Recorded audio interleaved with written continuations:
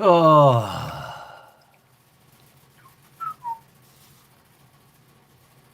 Oh.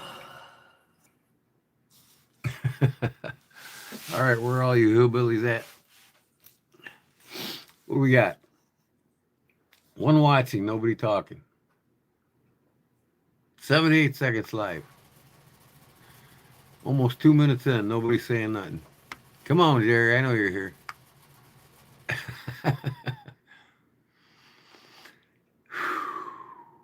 Breathe in. Breathe out.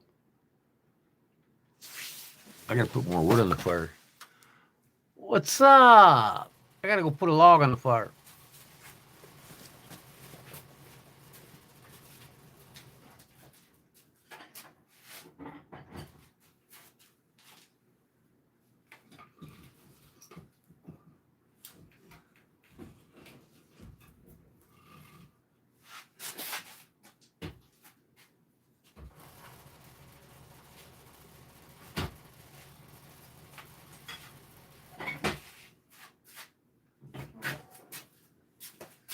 Yeah.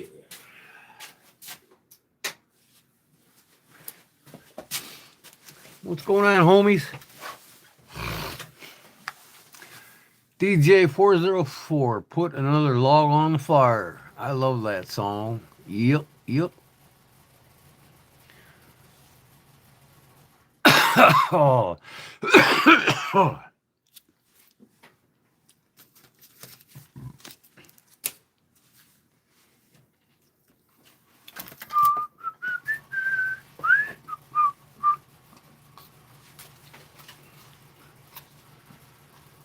Oh, yeah. I tell you what, got a lot done today. Oh, man, I got one left. I gotta go get me some more Zen. Oh, rim shot.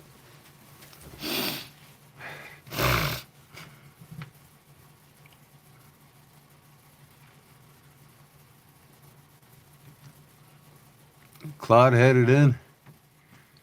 I told him I'm going live, so I'm sure he's watching right now. So say hi to Claude.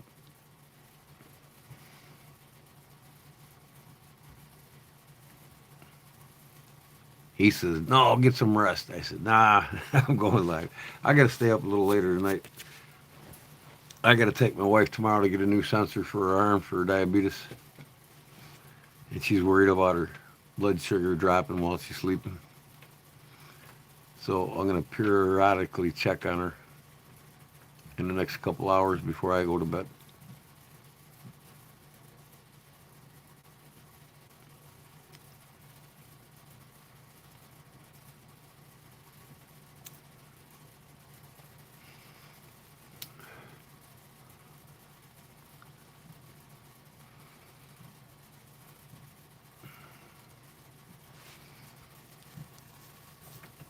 I hear her walking around up there. She's probably all nervous, can't sleep.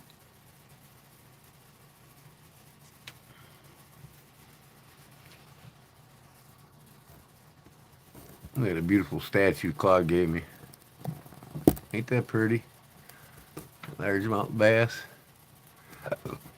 That was a gift from Claude.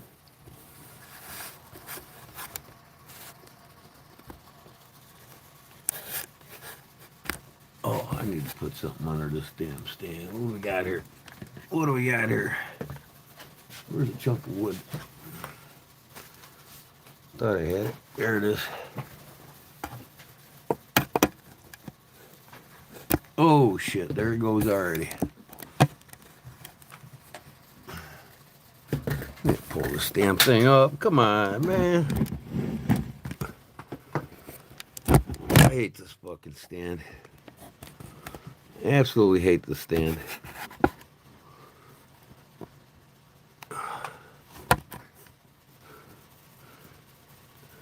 Now I dropped the damn... Man, I'm telling you what.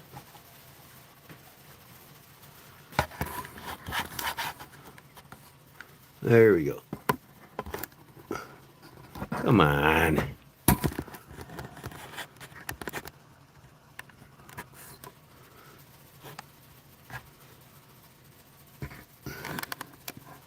There. Jeez.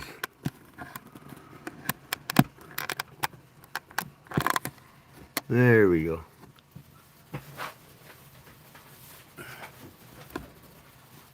Oh. Well, I antiqued this. So now the oil didn't turn this dark enough, so I gotta stain this saddle tan and then antique it like this. And it'll be done. Then I got both of these done today. They're gonna go out to the guy down in Florida. Of course, he's not gonna get the knives, but they both work perfectly fine. I assembled this one today and put it together. This one was already done. This one's got a Klein tool knife in it. Klein Tool Incorporated, Japan. So they both work perfect. This one don't want to open up all the way. But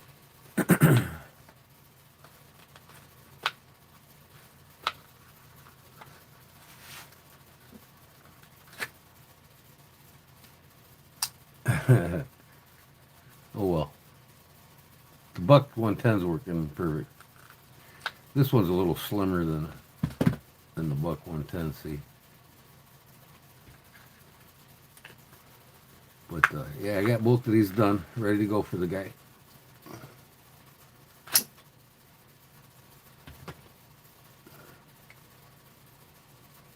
The guy's name in Florida? I have to look it up now. I don't know if I wrote it down or not. Hold on.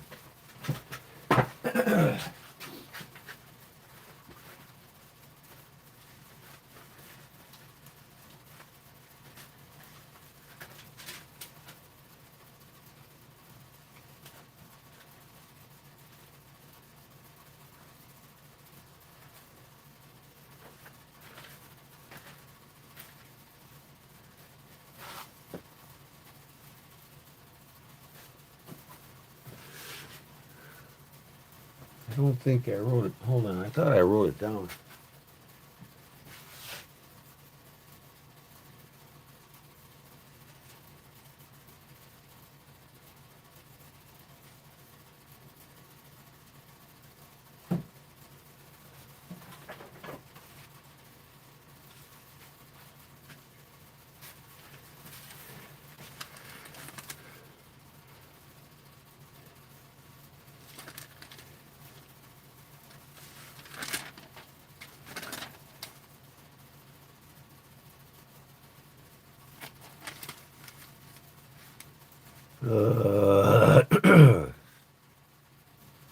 I'll look at my eBay store.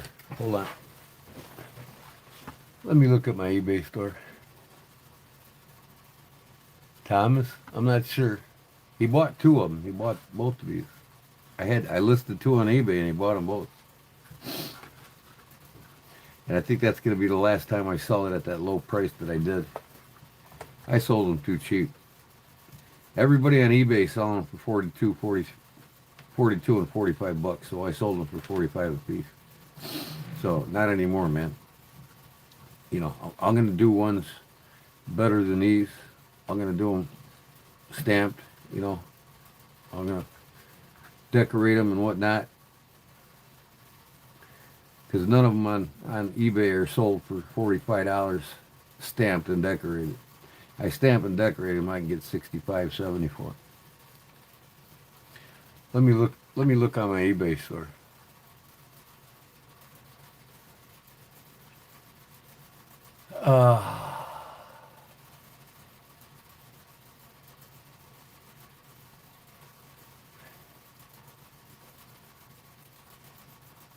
Okay.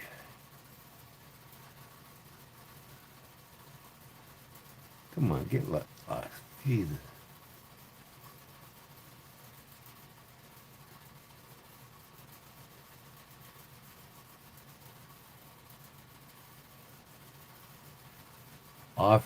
Somebody's offering me 18 bucks for my slip with the lanyard on it. And I got 22 on them. I'm not selling them less than 22. Try finding a slip, buddy, for 22 bucks with a lanyard on it. People like to Jew you. Let me see here.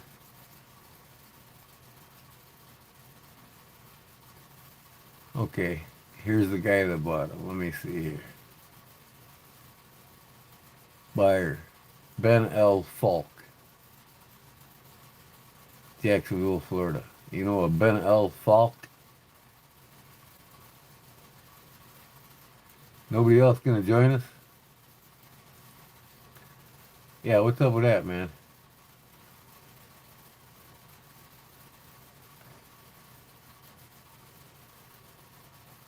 Six watching, nobody else talking. I bet you Claude's one watching. He don't want to talk. Tell him, Jerry. Get in here, Claude. Say hi, Claude. Hi, Claude. We know you're lurking. I didn't tell Big Jim or Rex. I figured that if they don't figure it out, then whatever. So yeah, and then when I got this costume jewelry watch for $2. Yeah, okay. Real mother of pearl, and these are real diamonds. And you can't even find this watch anymore on eBay. It's a vintage. It's like 1970s. And like I said, it's got the radon luminous arms and dial. And he had it in a box with a bunch of wristwatches for $2 a piece. And I found it in there. I mean, look at how well made this is. And if you look at the bottom, it says Technozone, it's the name of the company. All stainless steel, water resistant, Japanese movement.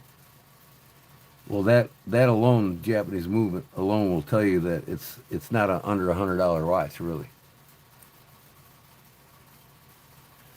This thing's a honker. So what I did, you see, this is the original band that it came with the quick connect, right?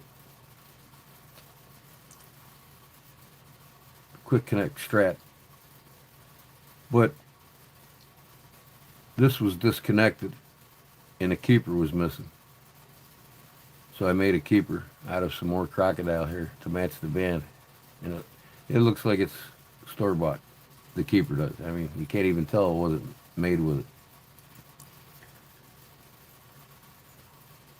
And these only have one keeper. But yeah, I've seen other watches from this company without diamonds going for $1,200, $1,400. And I took diamatology and gemology when I was younger. You know, I took some online courses because I wanted to be a jeweler at one time when I was young, real young, like 40 years ago. So I took gemology and diamatology. I know how to identify real stones, whether it's amethyst, an opal, a diamond. You know, I know how to look at the cut, the facets on them. You know, essentially, a diamond has 58 facets on it. Each one has to be cut perfectly to emit the light through the cone on the top, out the girdle on the bottom. So the best way to tell is pretty much most diamonds, to a sense, unless they're clear white diamonds, they have a yellow tint to them. And I can see the facets are perfect on these stones all the way around. And there's yellow in lots of them under my diamond scope. So I know they're real gemstones. So yeah, that's what I made today earlier.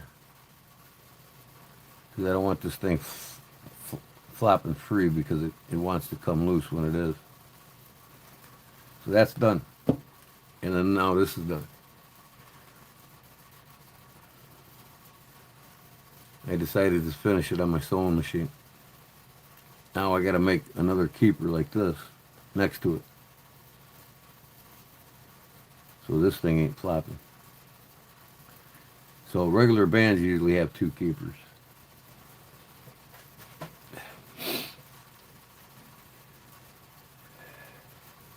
Let's see if Barbara Howell comes in. She's always thumbing through Facebook to see if I'm live or not. Oh, I broke 4,800 last night. I got 23 more subscribers last night's live. 7 are watching now.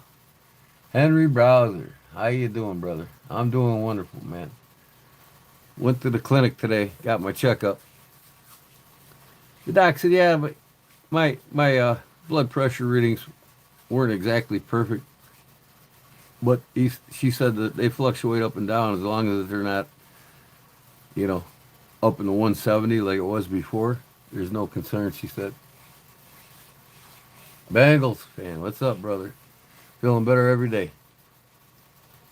Yep, so I got my leather band done for my diver watch. This watch here, I bought this at a jewelry store, actually. They had several sterlings in there. It's a Sterling Pro Diver. Professional diver. It's got the date and day dial down here. That's pretty cool. And then this, you got to unscrew it to unlock it and pull it out because there's a rubber bushing in there. It keeps it sealed. It's waterproof up to 200 meters, so I could virtually swim 600 feet with this thing on. So I love diver watches. You know, you set the bezel at the time you're going to be underwater for your tanks. So if you're going to be in underwater 15 minutes, if your minute hand is here, I want to bring that illuminating dot 2 minutes before 12 right there. That's 15 minutes from here to there. If the minute hand was on the 15 second, then you'd move this bezel down here.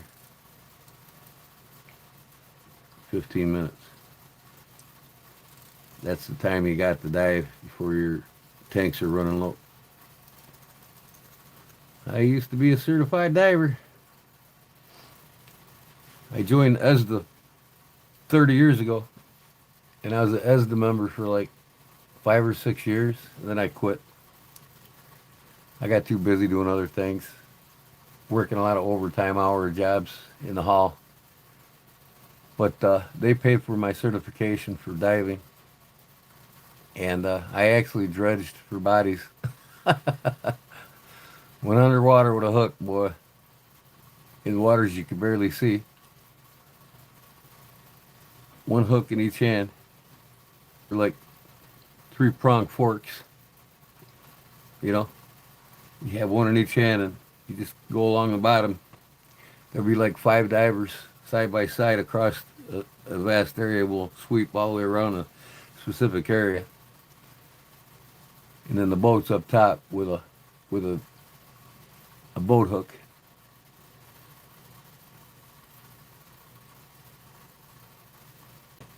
Mine was up in the 180s. Wow, yeah, that's where mine was at when I went in the hospital. 179, 180. Uncle was your offshore diver. What's uncle? I had an uncle that done that for a living too. Yeah, I did it with ESDA, you know, search and rescue. And I pulled lots of people out of the water that were drowning. We've saved them. And pulled up a couple bodies in my 5 years doing it. One was a Mexican, got caught in the dam. Damn Mexican kids. The Mexicans take their kids to the river, and when the water's high, they don't understand the ramifications of swimming around and near a low-head dam. What happens? And that kid got sucked up in that water, in the turbulence of that low-head dam, and he was a goner. A 9-year-old kid, dead. I pulled him out. I went diving down, and they put a lifeline on me.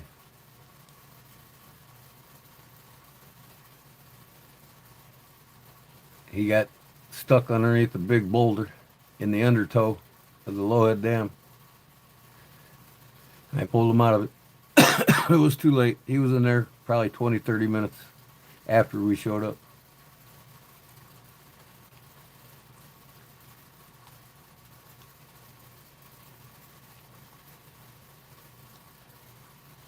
And another guy fell off a boat, was drunk. And we found him about a couple miles down from where he fell in. He got wedged in some logs. You know, underwater timber.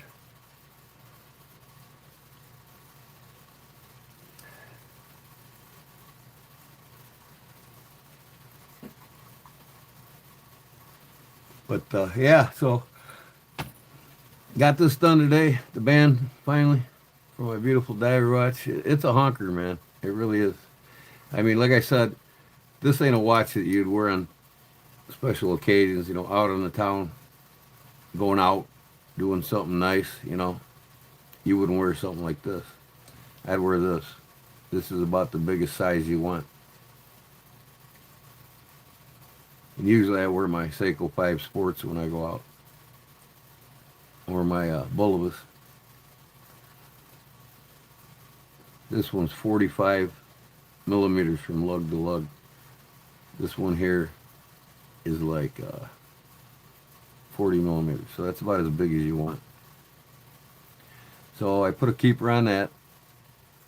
I got some of my leftover crock out, and it matches the band perfectly. It looks store-bought. You can't even tell that was added. So I got that done. So I need to, and I got these two done here. Quick draw sheaths. They're going to the guy in Florida tomorrow.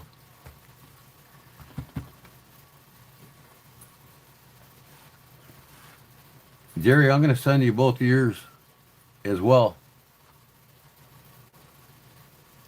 And the two things, these two things here, just so you know, this is what I'm sending to you. The knife you want, of course. Backwoods leather. I burn it in. This here. Now, I just threw this together so you had something to protect. You know. It's stone washed. I don't feel like really making it look perfect. I mean, hell, it's just a letter opener. But this is unstained. You can stain this any color you want. Probably black to match the lanyard. And you could put maybe a hole here and put a lanyard on it, a neck lanyard or whatever. Because you could use this thing as a sticker, really. Put a good edge on it. I mean, it'll cut paper no problem, but it's not too sharp because it's just a letter opener. So you can stain that when you get it. And on this here, I'm going to let you finish this. You're good at painting sheaths or slips, so I'm going to let you paint the mallard in the tall grass and the water and the sky. And then what I would do here, see, I messed up my stitching irons here, went through the side, and then I started holes here. So what you'll do is if you got a drill press, you know, you could take either a fork or some irons and set some holes all the way around just behind this camouflage tool. Just like these little holes here. but they'll be wider. And you can start anywhere. Go through past these holes, because what you do is you'd want to lace this with the cross stitch all the way around. You know what I mean? So I'll let you finish that. Even though I got messed up holes in here, when you put the new ones in uniform all the way around, which will be slightly in from these messed up holes, you put that cross stitch in it, you won't see none of this messed up shit. But it is what it is. And you want me to put a hole in this and put a lanyard hole in that for you with the eyelet? Yeah, give you something to do, man. You're sitting at home doing nothing. You could finish these up. And then I'm sending you both these. You can put this one on a jacket. Put that one on a hat. But I'm still gonna send you a hat with one of these on it too. So you still got a hat coming from me. When I get back to Hobby Lobby and get them cool hats they got, I'm gonna make up a dozen hats and send them out to my loyals.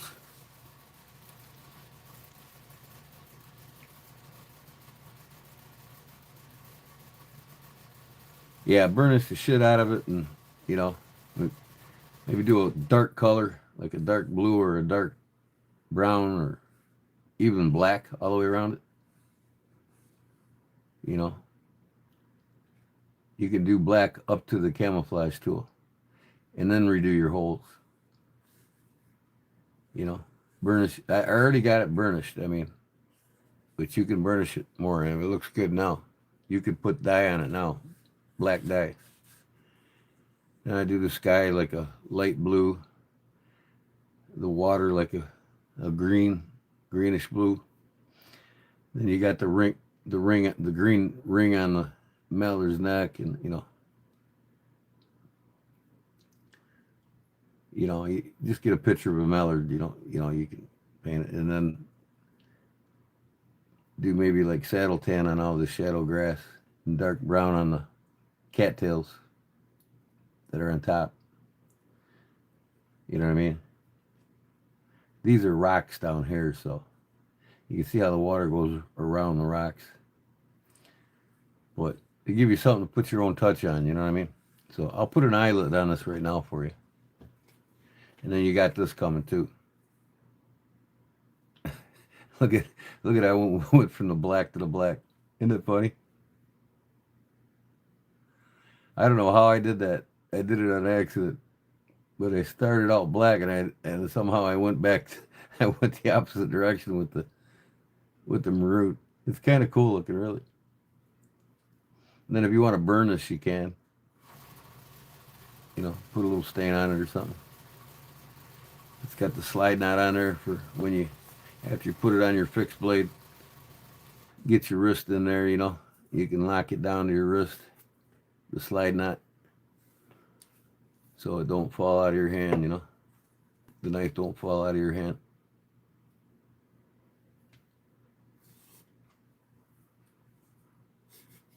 But yeah, 1, 2, 3, 4, 5 things to send it to you tomorrow. I'll have you a tracking number. It's over here on my outgo table.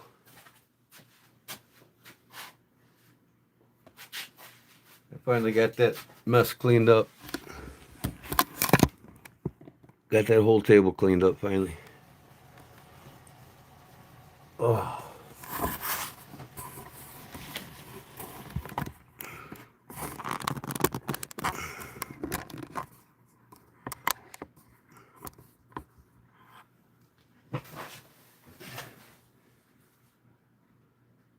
No problem, man. So, yep, these are going out tomorrow. They're pretty cool, man. But yeah, they're coming with a new price tag for $59.99.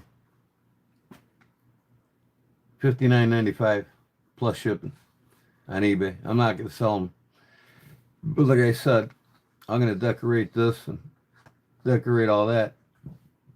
And then they'll be worth more than the ones that are selling them for $42 a piece on eBay right now. There's like 4 people selling these for $42 a piece. And that's why I sold them for $42 a piece, because they're plain. But man, there's just too much work to do these things. You know, these are Chicago screws. Except for the rivets here. But, so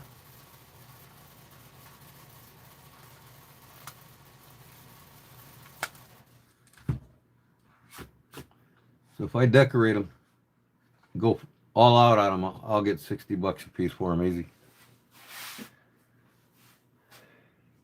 What up, Ground Fog? How you doing, bud? Yeah, who forgot the like button? Let me see, how many likes we got? How many likes are we missing?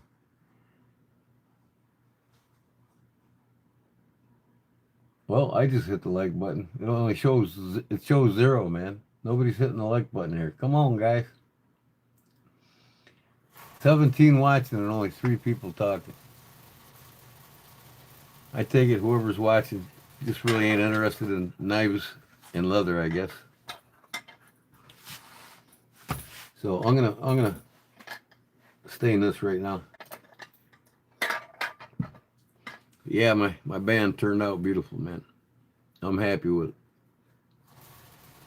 But I like to wear this when I'm messing around, you know, working on things, or I'll probably never go diving with it on.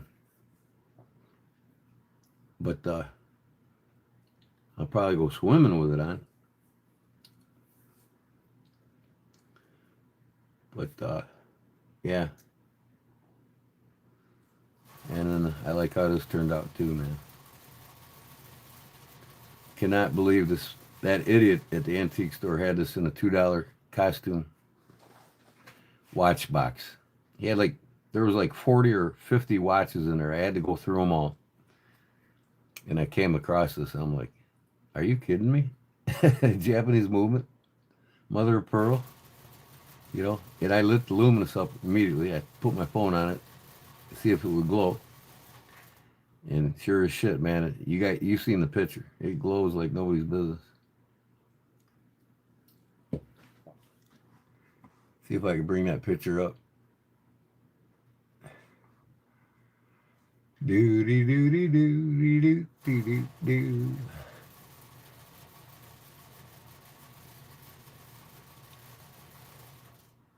Here it is.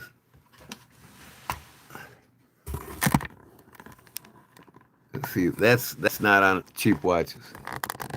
Usually you got to spend $125 or more to get a watch that'll light up like that. Okay. Even if it was $150 watch, that I still only paid $2 for it. You know what I mean? But that's that one. And then my other watch,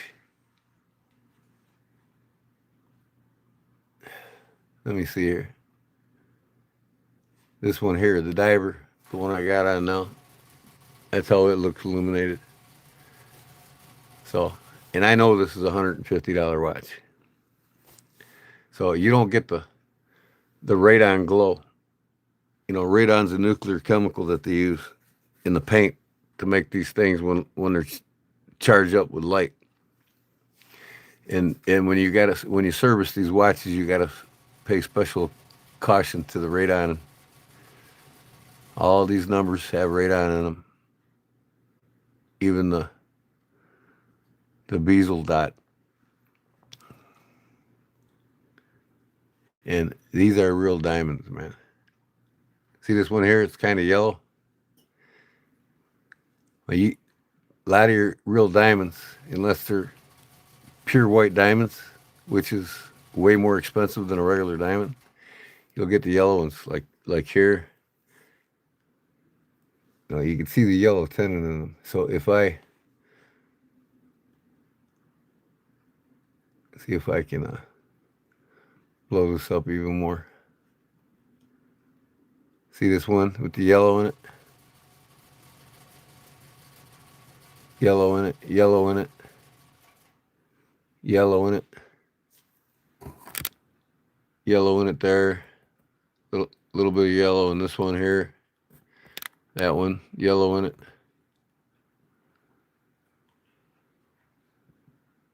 That one there, yellow in it. And then if I can zoom in here real close, which it's not really that clear of a picture. But, you know, from my diamatology classes that I took 30 years ago, I know what I'm looking at when I buy jewelry. When I look at costume jewelry, first thing I look at is if they're real stones. That's a real stone. I got the watch for $2. I mean, come on, man. These people at these antique stores, some of them just don't know what they have. Yeah. So the band turned out nice.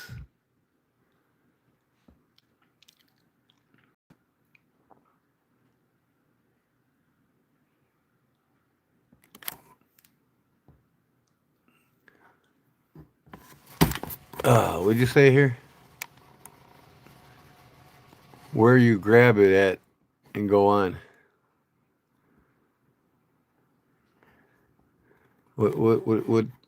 What's Henry talking about? Where you grab it at? I can't believe you didn't tell them. No, well, see, that's Jerry. Come on, man. I mean, you're a flea market goer. You know what I mean? What's the rule of thumb when you buy things at a flea market or even an antique store? If they're selling the shit and they don't have a clue what they're selling, that's their fault. You know what I mean? It's like that gold watch I bought, 18 karat gold watch. Now, I wasn't 100% certain that it was real gold when I bought the watch for $10. And I wasn't certain that it was 18 karat, let alone 14.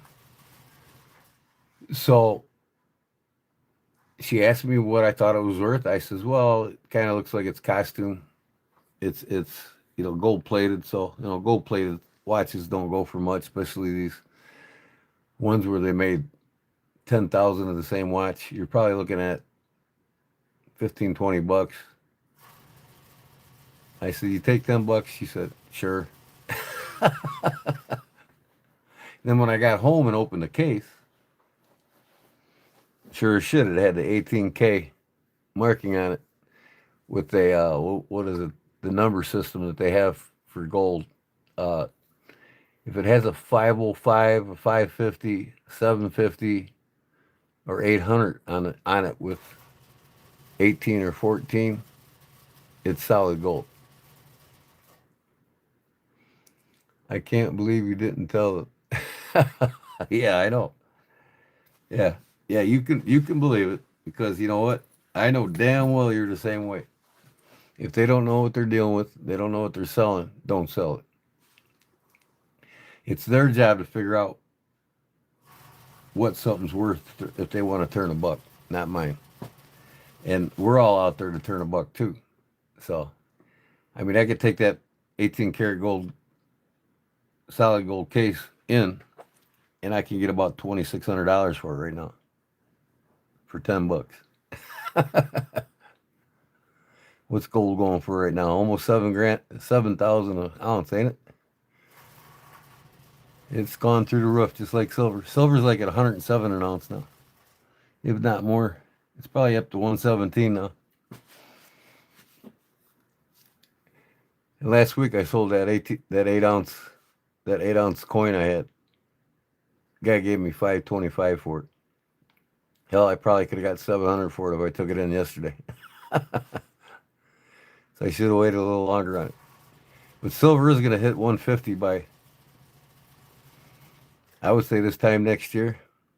If not, it will be for sure at 150 an ounce by 2030.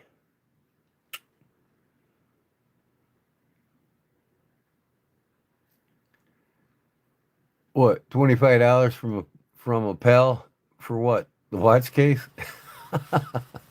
Hey, that's the fun of the treasure hunt, brother. You know how it is. You gonna sell me one 18 karat gold for $25? I'll buy it off you tomorrow.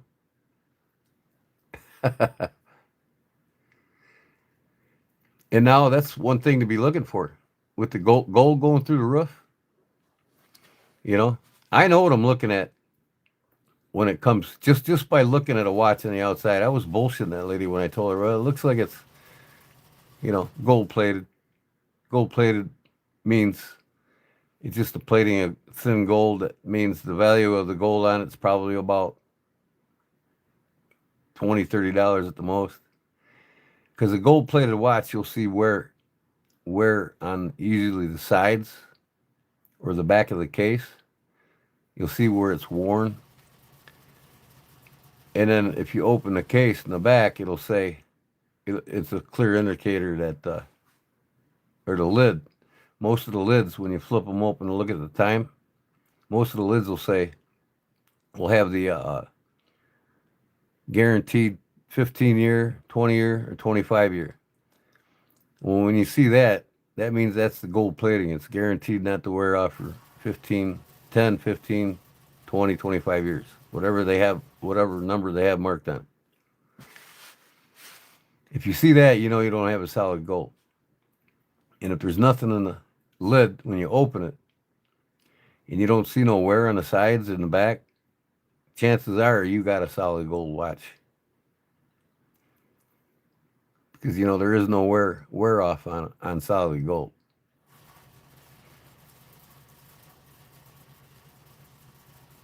Good little chat time. Oh, yeah. I need to get that brown out here.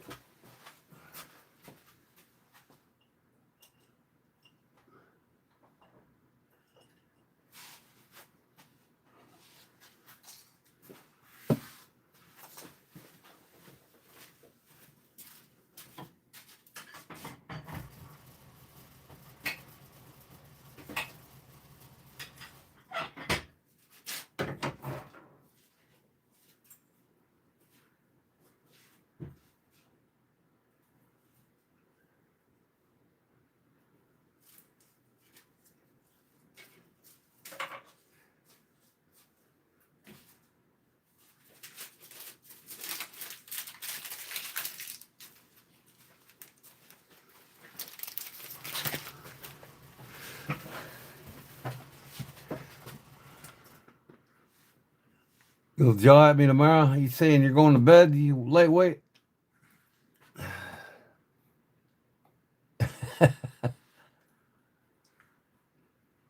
Dark brown. That's probably the wrong color to put on there. Oh, well.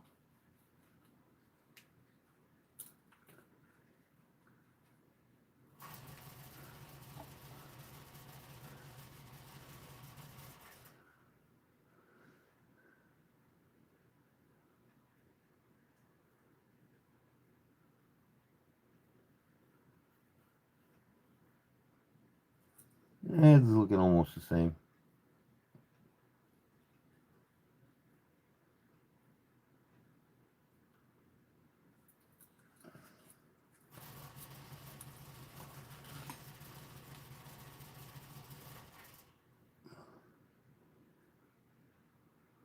Man, what's over this brush?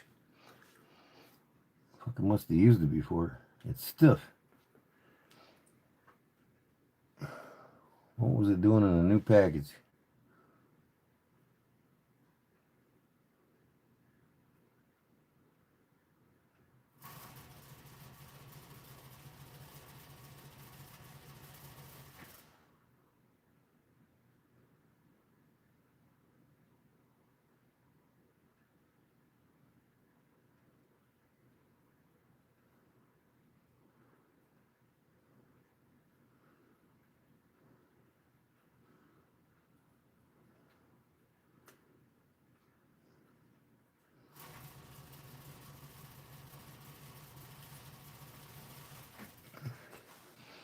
Good night, Jerry. God bless you, brother. We'll talk at you.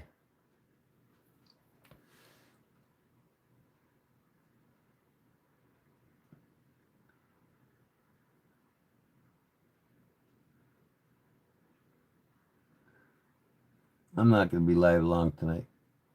I'm just finishing things up and probably going to hit it. Check on my wife. Her diabetic meter went out on her. She's got to get a new one tomorrow. So she's probably not sleeping well right now, worried that her blood sugar is going to drop while she's sleeping.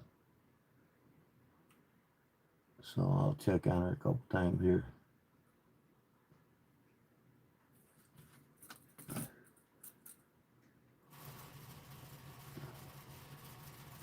think your body would automatically wake up if your sugar drops, right?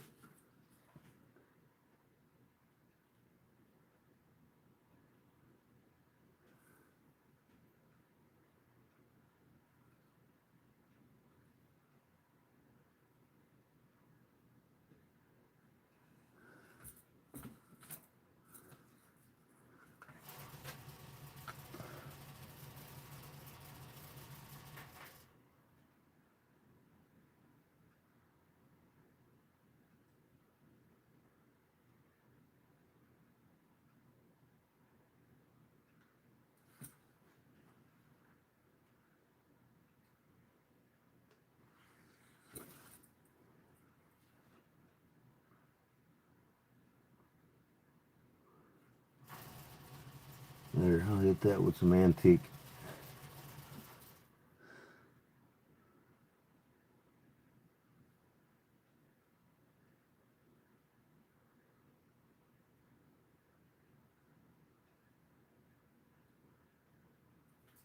Looks good.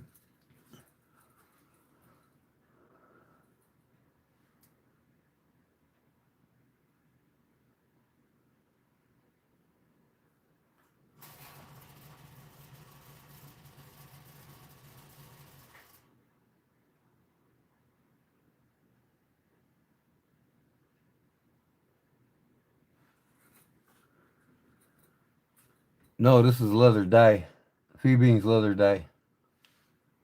I'm using a brush to apply it because I don't want to go onto the blue border. So I just can't spread it on, you know what I mean? I'll turn the blue dark and I don't want to do that.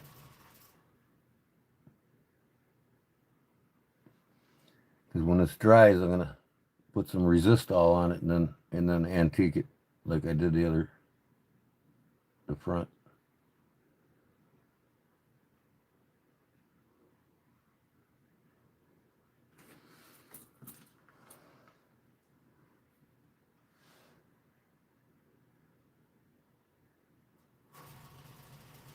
This is the back, so you won't really see it, but still don't like to do sloppy work, you know what I mean?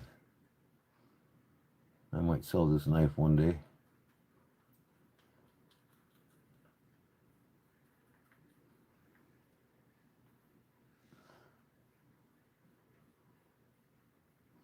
It's just regular Phoebe's dye.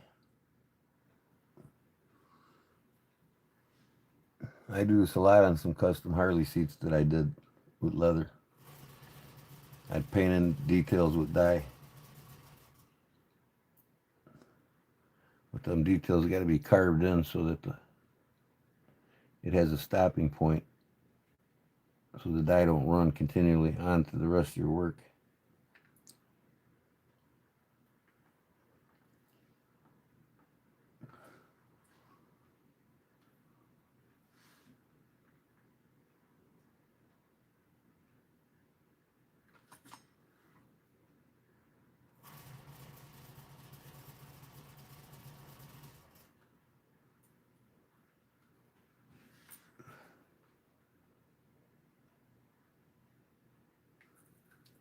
That looks good.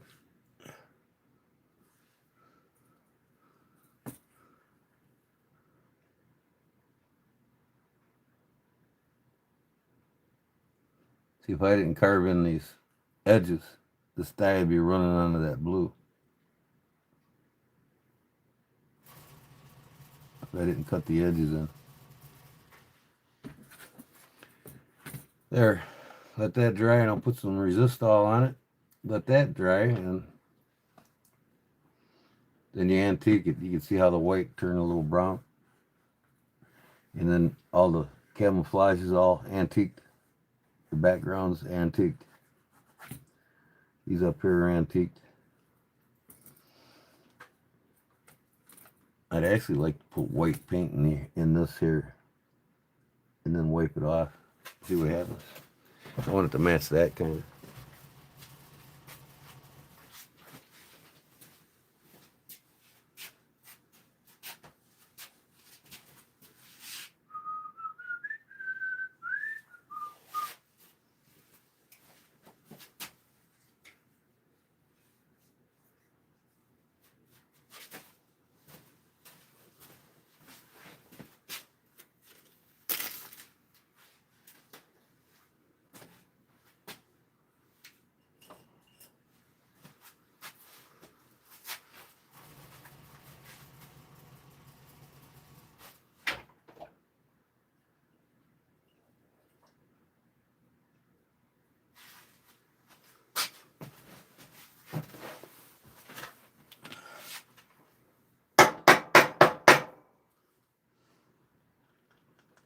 Oh, God damn, this thing's painted together.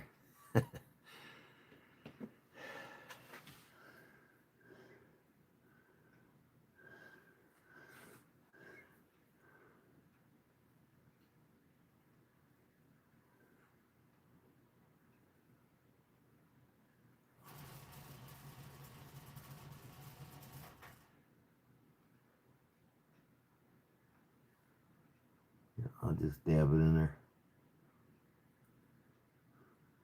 See, this has got resistol on it, so when I'm done doing this, I can wipe off the excess paint. And it'll fill the decorative part of the stamp. You'll see when I'm done here.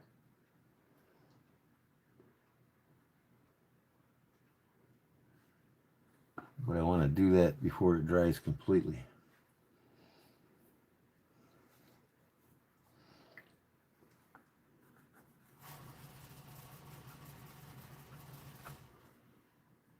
I just want to fill the inside of the stamping.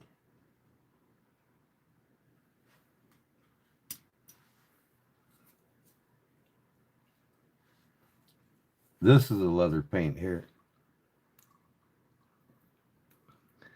It's called Angelus White Acrylic Leather Paint. You can get the shit online anywhere.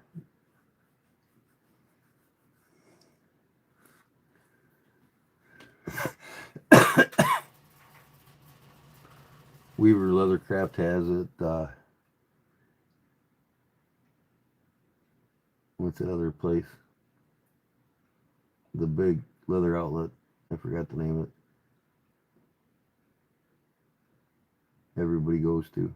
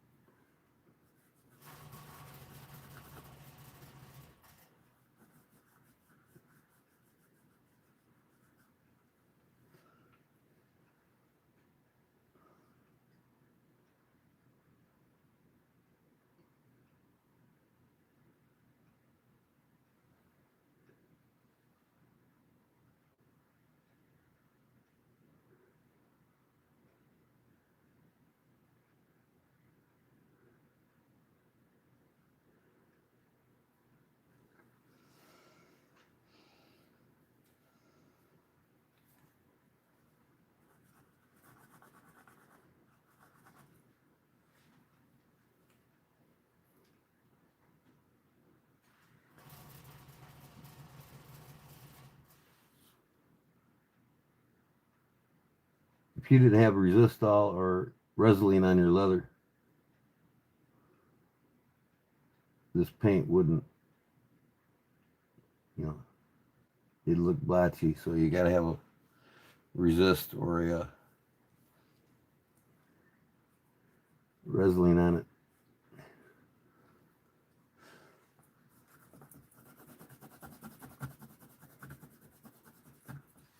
There. Now you can see the stamps better. See, and it's kind of like this, white. Native American art.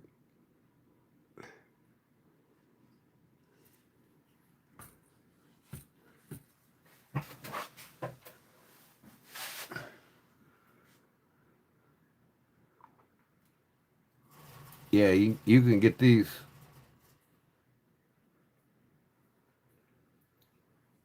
leather paints at Weaver Leathercraft or what's the other, man? I can't remember the name of the big leather outlet.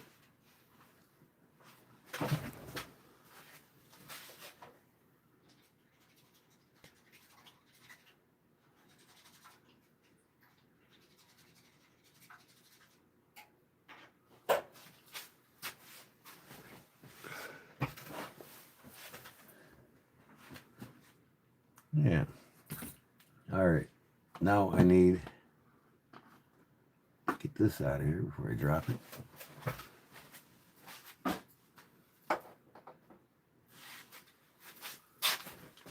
I use tan coat.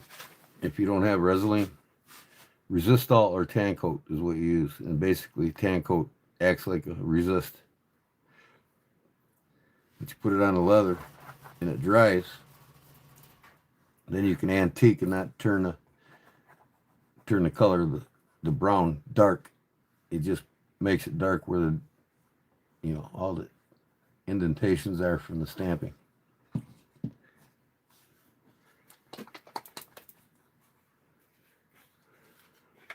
Yep.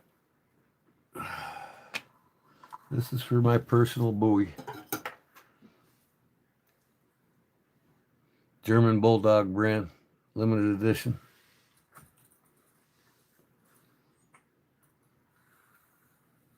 When I bought it, it came with this cheap one. And it's left-handed. I'm like, come on, man. I didn't know it was going to be left-handed when I got it. But, yeah. So, I got the Bowie knife with this turquoise and bone handle. So I want to do the turquoise theme, the Indian art, right? Turquoise, Southwest Indian art, turquoise. Then I put turquoise rivet studs in. These are round dome rivet studs. What the rivet studs do is it keeps the blade from cutting the lace or the stitching if you used to do regular stitching. So you'll see a lot of German-made sheaths with rivets all the way down the cutting edge side, and even all the way around it. It protects instead of putting a welt in and making the sheath thicker with a welt, you can just put rivets in to stop the blade from cutting the string or lace.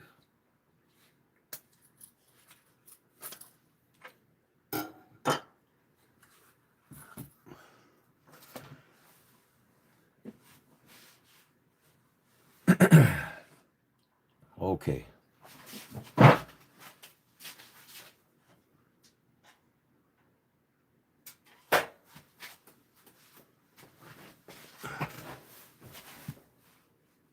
I get a fan brush here for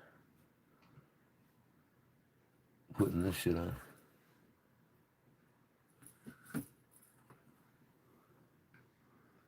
You can put it on it, all of it.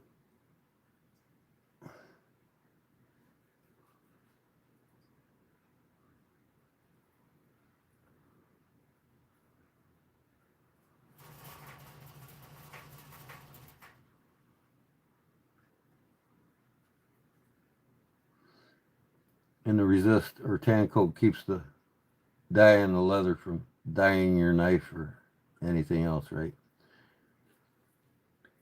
The good thing about tan coat is it acts kind of like wax. It's like a wax coating, really.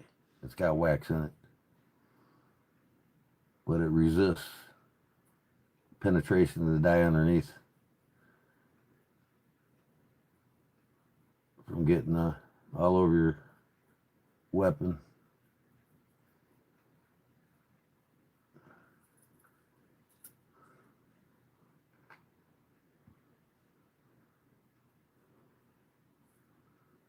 I can see I gotta put a new damn stud on it.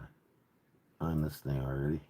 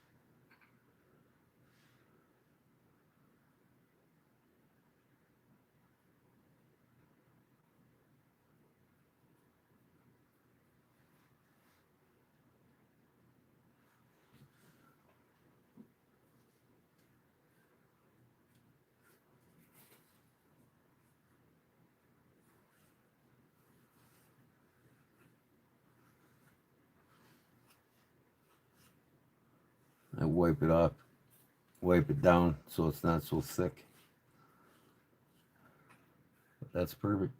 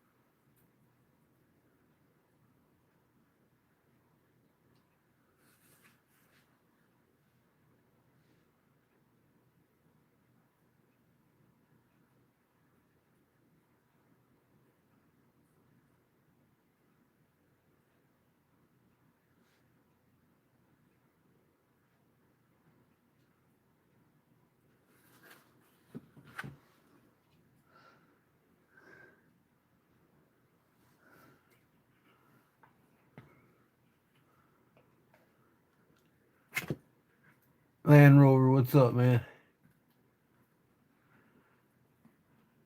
Burning Stables, Forge, what's going on? Man, I can't wait to fire up the Forge again.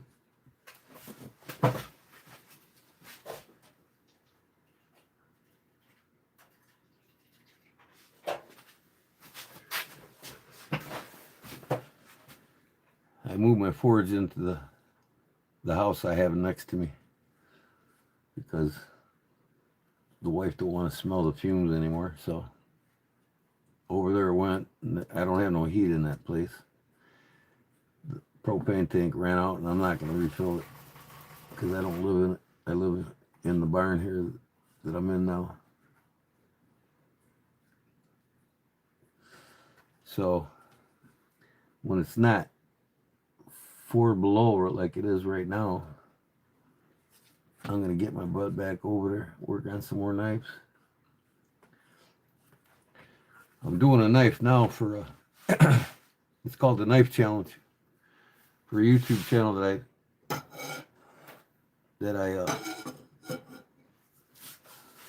YouTube channel guy's got a knife challenge going, and he's gonna give one of his signature forged knives away for first place, and a $500 knife sharpening system for second place, and a couple other gifts he said he has for third and fourth.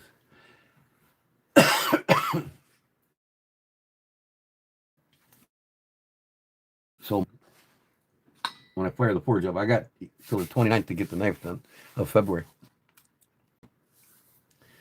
So I'm gonna, and I've made a couple dozen of them already, but I sell them as fast as I make them because people love them. And I only have a couple that I did for myself, and they're not my best ones I've done. My customers usually get the best ones. But you can see the short form videos of some of the Puko knives that I've made. So I'm going to make a vintage style Puko knife and sheath, where the Puko sheath is going to be, instead of wood insert in the leather, it's going to have a leather top wrapped over reindeer antler, carved. I'm going to carve the reindeer antler with the design on it like the Finnish people do. And then I'm going to wrap the whole handle of the Puko knife. I'm going to put stacked birch bark on it, like a vintage, authentic style Puko knife, all the way up the handle. Sand that really nice, get it to pop really nice. And I'm going to, for my furlough, or for my, I should say, the furlough in front, I'm going to do out of tin. I'm going to make the furlough out of tin, or actually nickel silver furlough. And I'm going to put a solid, which is a bolster.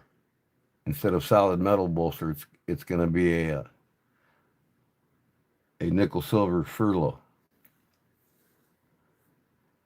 And then in the back, it's going to be solid silver pommel. And in the handle, I'm going to put a 16th century design, Finnish design, scroll design, embroidery. I'm going to pound in the, 3/8 wide strips of silver into the pattern. I'm going to cut the grooves and then pound the silver in it and make the pattern, and then sand that flush to the handle. So that's going to be my entry for the knife challenge. And I guarantee you nobody's going to be making a hand-forged Puko knife with stacked birch bark with all the original. In fact, I'll show you exactly what I'm looking at building here.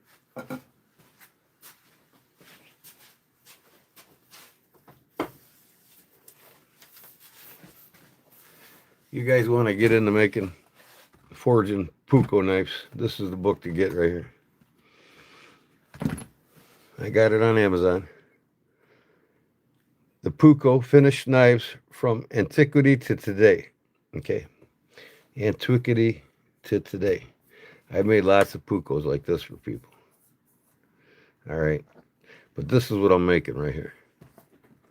I'm doing the silver furlough, the solid silver bolster, stacked birch bark.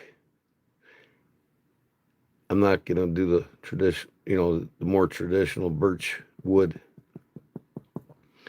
Birch bark, and then I'm going to put a design like this in silver into the handle, inlaid. And then I'll hand carve my name and logo on here instead of using my etcher. And then the sheath, and this is what I'm getting into now, is learning this tin work. you know, I want to even, I'll do some of my buck knives with sheaths with this shit on it. I just love this stuff. This is your antiquity style puko sheath. This is the way they were made in the 14, 15, 1600s. But what I want to do for the sheath is with reindeer antler. If I can come across one here real quick. This one's wood and gold plating. Or you can use brass plating, brass tin or whatever. But let me see if I can find the sheet that I'm going to make. I don't know, I might do the one that will match it more, but look at this solid tin one here. See, here's the stacked birch bark.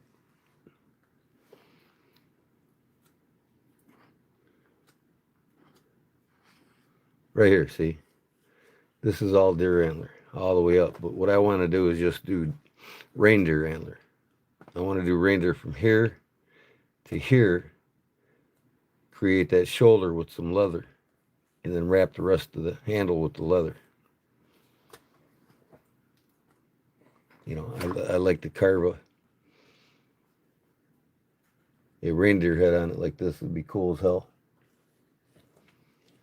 Go all out for this knife challenge. I know nobody's going to be making a puko knife for this knife challenge. It's kind of a lost in art, and guys just don't care to learn it. But I'm part Finnish myself, so that's why I love making the puko knives. In my bloodline.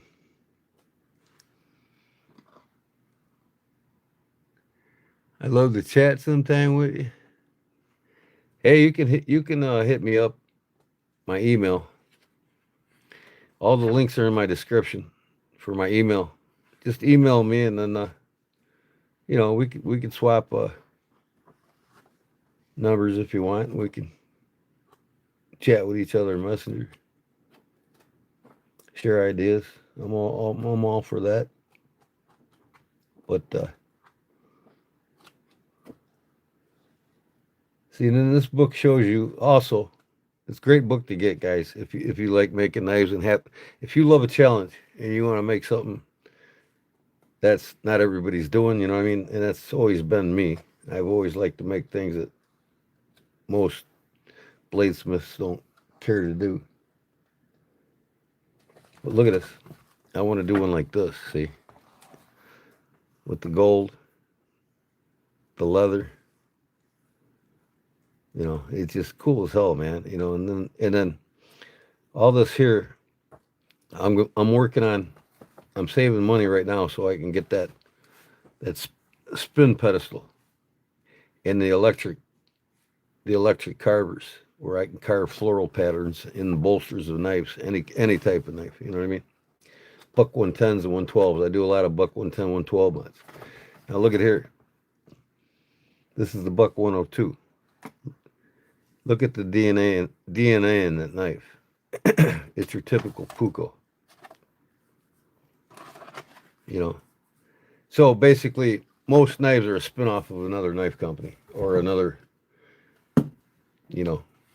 knife originality from around the world. It's like the Bowie. This Bowie knife design, the American Bowie knife style, right? This wasn't designed in America. This knife never hit America this knife was in America like this since 1750. But this is the style of Bowie that's called the traditional American Bowie, right? A lot of them in the beginning had the coffin handles, But this design of Bowie that's called the American traditional Bowie was designed actually by George Washington in England. And he also was accredited for these.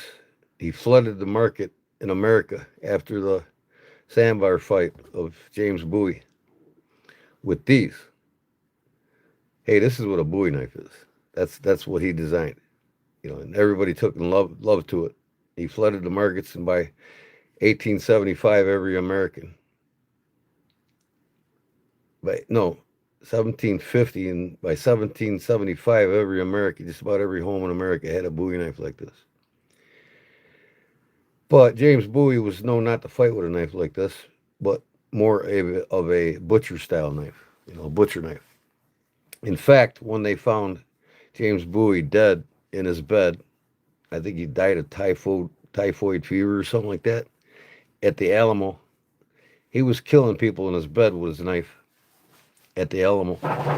So they found him with his knife, and his knife was a butcher style knife, and it said George Washington on it. You know, so James Bowie killed people with a butcher knife. Oh, yeah, I want to set up that setup badly. Yeah, yeah. I mean, there's just so much, to learn and do. You know what I mean? Burning Stables Forge. I mean, there's just so much you can run with. I mean, I just don't want to get caught in that same.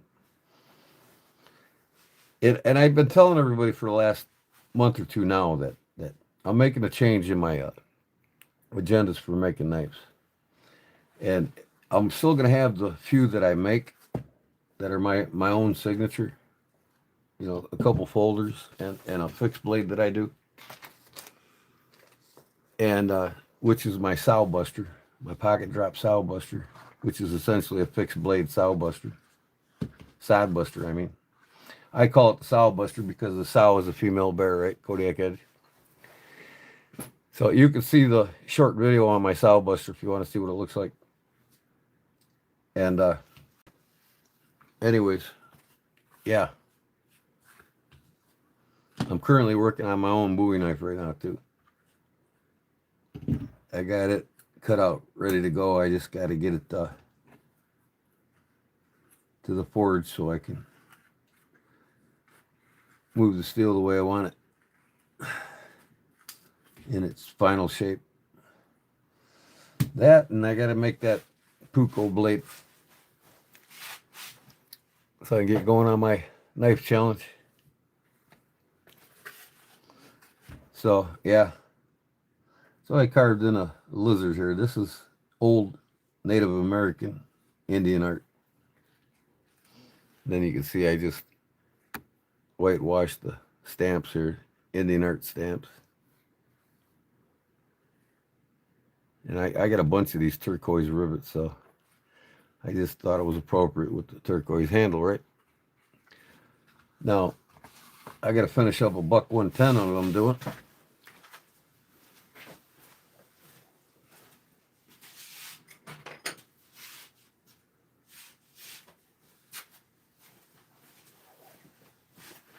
I couldn't find no crushed bone like this. But I found some opalite, but you can barely see the opalite. But this has got turquoise in it, so I wanted something like that. So this is my newest buck 110 mod with a swelled handle. I might put some carvings in here yet, but you can see here I made the bolster pinched, so it's pinched with double fluting in the back. And then, like I said, I might put a rope pattern in here and the liner all the way up. Buff it. I gotta buff it yet. You know, it doesn't shine right now because it's not buffed. But I gotta buff that and polish the brass, and she'll be done.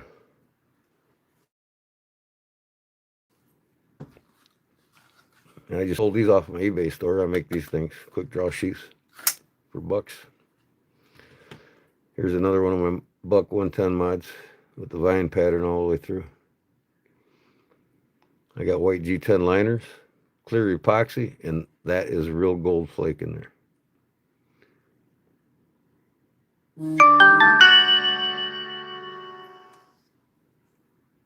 So I got to ship these sheaths out tomorrow. The guy bought 2 off me out my eBay store.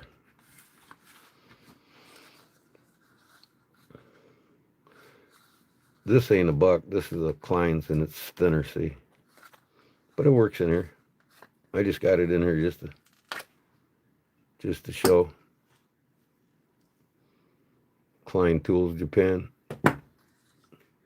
See, the good thing about these sheaths here, you just sent me a message? Okay, cool.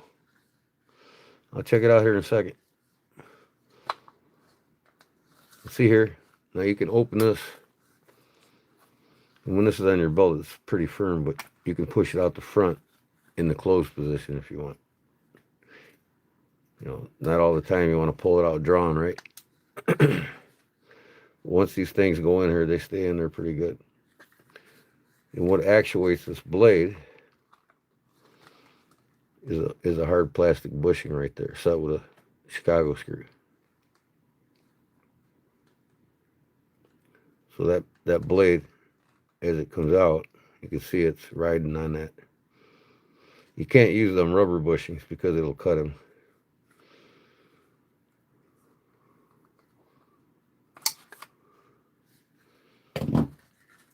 So these are on the way tomorrow.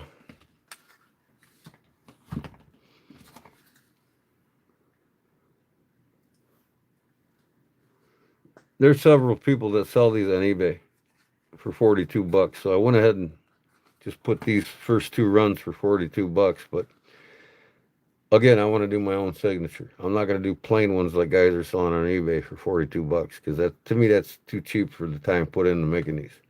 So I'm going to spend a little extra time, and I'm going to decorate, you know, either floral pattern or whatever, you know, and decorate the belt loops. And I'm going to put them in for $69. Because anybody knows when you decorate leather, the price is usually sometimes double. But hey, they can buy them $40 ones, or they can buy a highly decorated one like this for $69. So I got to get this thing done. It's been sitting too long. Here's my custom sheath I made for my 112. And that's right here in a custom sheath I made for it and my light.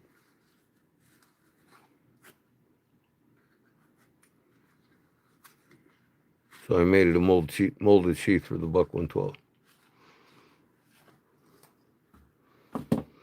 And then I decorated this one, vine pattern on the spine, and you can see the scales are made from burlap pad in black epoxy. I made them too. But this is my personal Buck 112. And here's the original sheath that I made for it. It was blue, so I made the sheath blue, right? So if I don't use this, I'm using this. Depends on what I'm doing. If I need a light, I'm going to be out and need a light at night or something, I'll use that sheath. But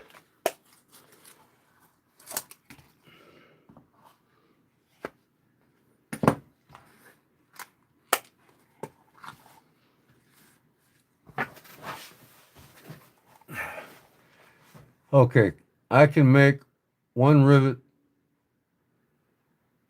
for 49 bucks. What's that? The fourth Wiseman? What you talking about? And how you doing? Thanks for coming in. Let me see your email. You sent me an email, huh? Let me look here.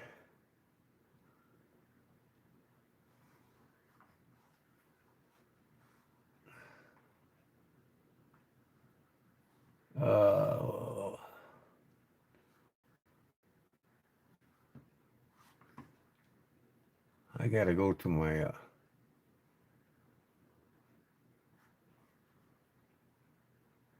my emails here.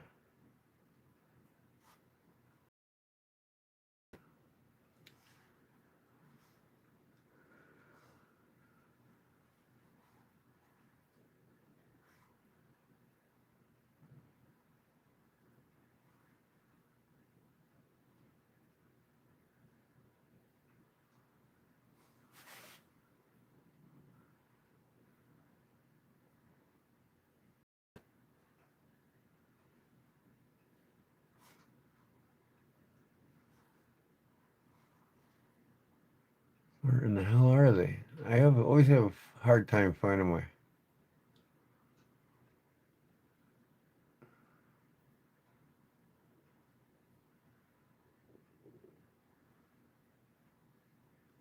Where the hell's my Gmail at? Come on.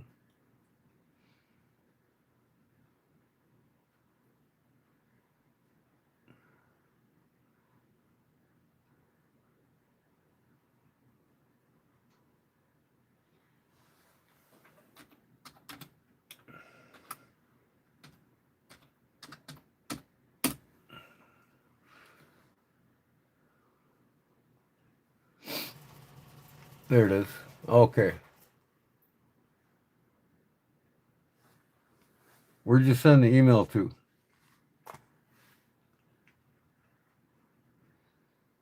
Burning Stables Forge. Where'd you send the email to? Was it Kodiak Edge 402 at gmail.com?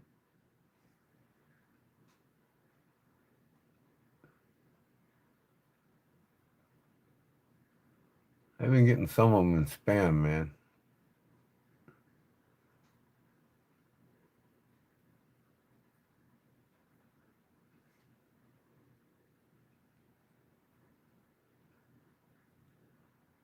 Okay, here's my email.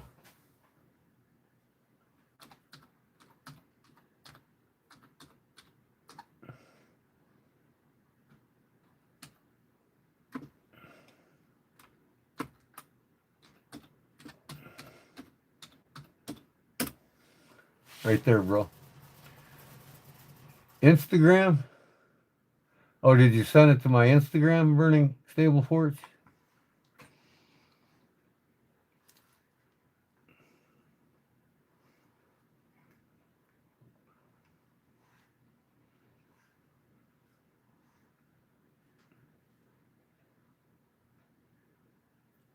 What's up, Jim?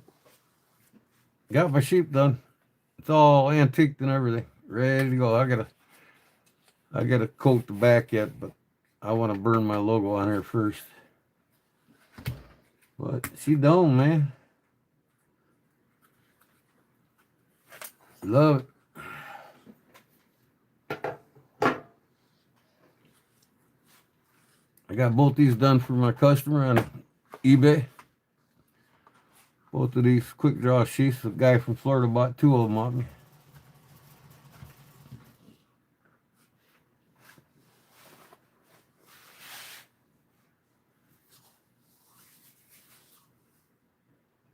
Well,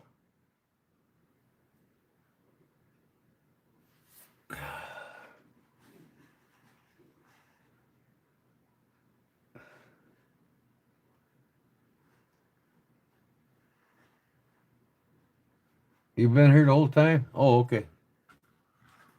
So you see my watch band that I finished, huh? Finally got it done, man. I got to put another keeper right here yet, but I'll do that tomorrow. Where this honker watch finally. I still got the metal band for the watch, but I like this big ass leather strap. It's cool as hell.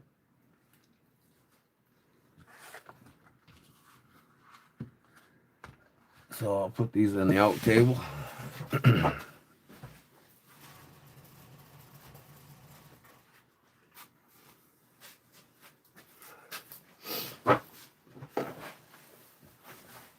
This thing I can put in the damn knife display cabinet now.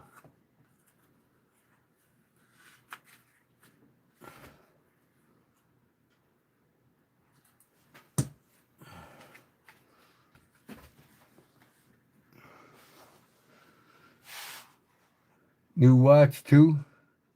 No, this ain't a new watch. This is that Sterling Pro Diver that I have. Remember I took the metal band off it? I was trying to put it on the other night. It was hard. But here's the original band for it. I've been wearing this thing for several months now. I've had this thing probably about 6 months now. But I've been wearing this one too. And then I also made a keeper for it. It didn't have a keeper on it. So I got the crocodile out and made me a crocodile keeper for it. It's good to go. It's kind of a draw which one I want to wear. I love this one, man. I cannot believe I got this watch for only $2. $1,700 gem in my hands for $2. That's why I flea market, man. And I go to antique stores. Some of the people just don't know what the hell they're selling.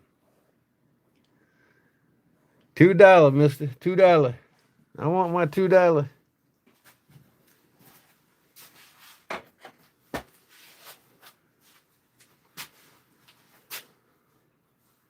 What the hell am I looking for, man?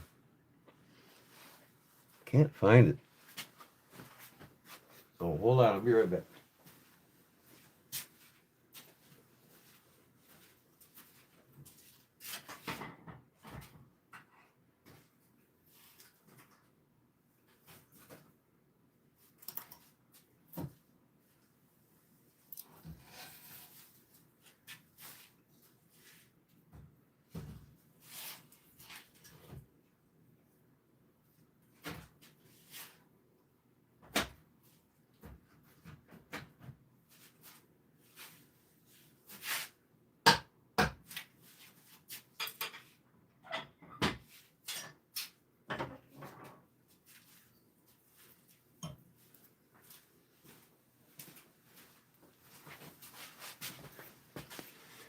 Had to put another log on the fire. Yeah. The bears.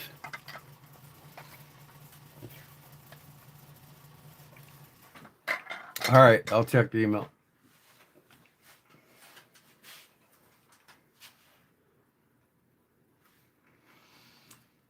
Clayton Gibson. Hey, man, I'm just reaching out.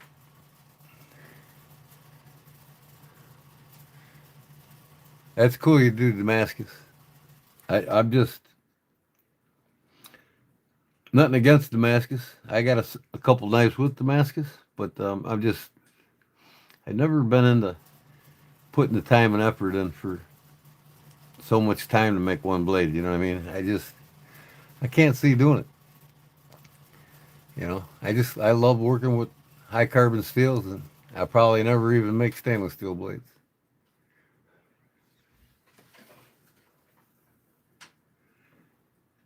But that's cool, man. That is an art in itself, making Damascus blades.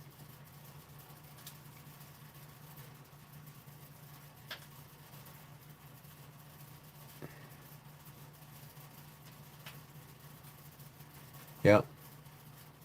And maybe one day I'll put the time in and make a personal knife from Damascus.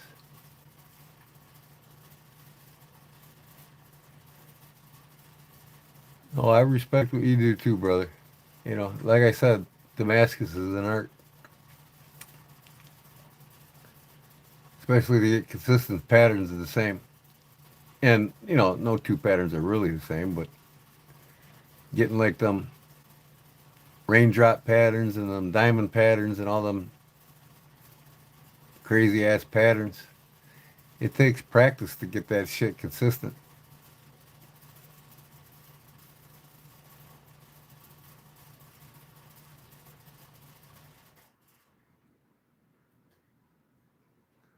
But yeah, yeah. Thanks for emailing me, and yeah, maybe we'll do a collaboration. I'll make a blade, send it to you. You make a blade, send it to me, and we'll put our own touches to them, and then we'll send them back to each other. How's that sound? Raindrop Damascus, yeah, yeah.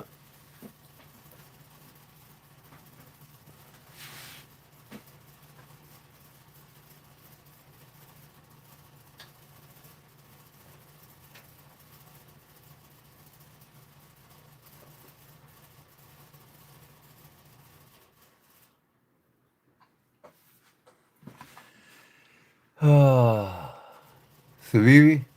Yeah, I think I got one Civivi with Damascus.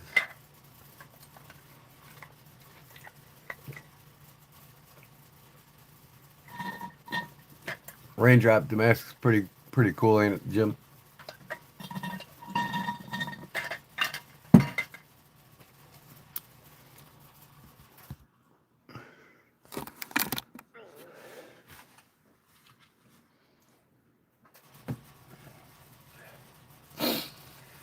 Oh, yeah, I'm just trying to get projects done. I let them linger around. This is going to be the next one tomorrow. And I got some walls to make. I'm still waiting on the leather to come in. Oh, you know how it is. You get the money and the time, then you can get the leather. What I need to do,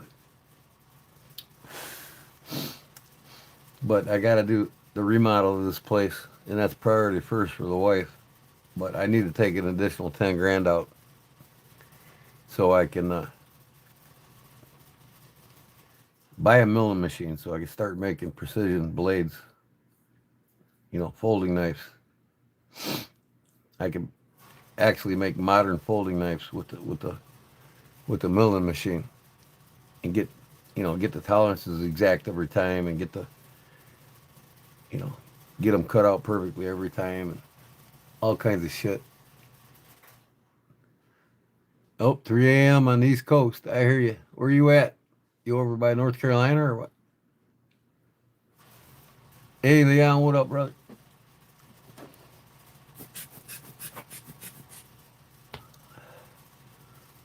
Yeah, it's 2 a.m. here. I'll go up soon and check on my wife.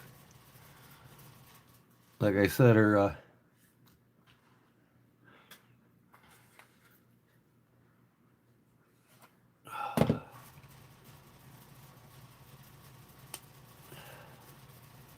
I just love this 112. Couldn't tell I bought that from Deep South, could you, Jim?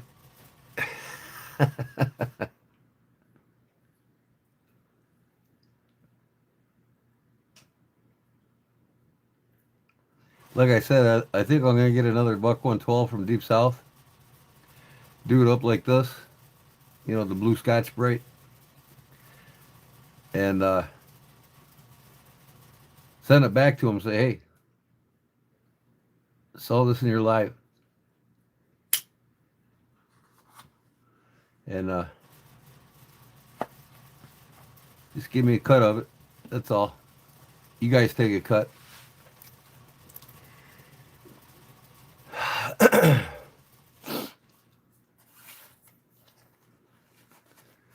Matthew Rampa, KV9SP. It's 2 a.m. here on the south side of Chicago. Yeah, it's 2 a.m. here where I'm at on the south side of Chicago, too. I'm a little further south than the south side of Chicago. I'm 60 minutes from the city limits.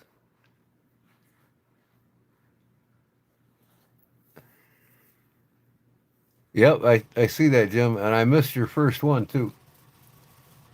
I fell asleep, man. I wasn't feeling good. Hit the couch, went out. Actually, I went to my parents.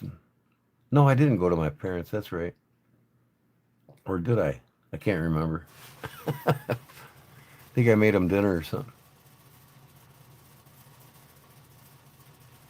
No, they bought dinner. That's right. And then I came home and hit the couch.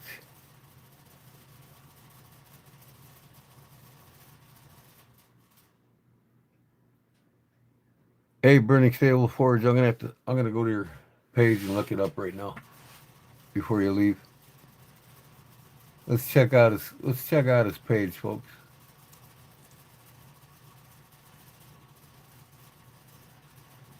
Okay.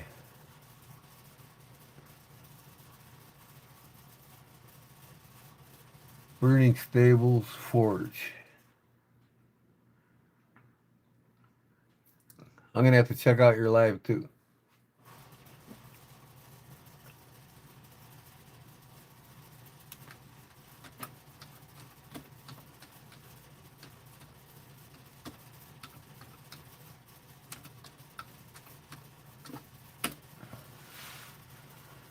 There he is.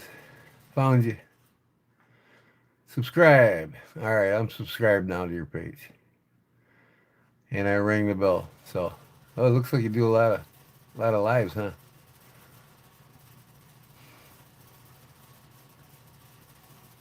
Weekly wrap up. Y'all gotta check out Burning Stables Forge.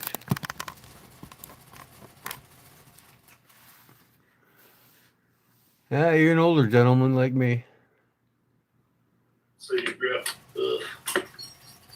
Trying to make this rotary a little bigger, but I want to keep it one out here. Chicken chain. I take it that's your better half, huh? Chain. What's up? What's up? What's up? What's up? Hey, Donnie. What's up? I like that one. Hey, you're my kind of people, man. I'm a goofball too. Bunkers. What's up, Thomas EDC Gates?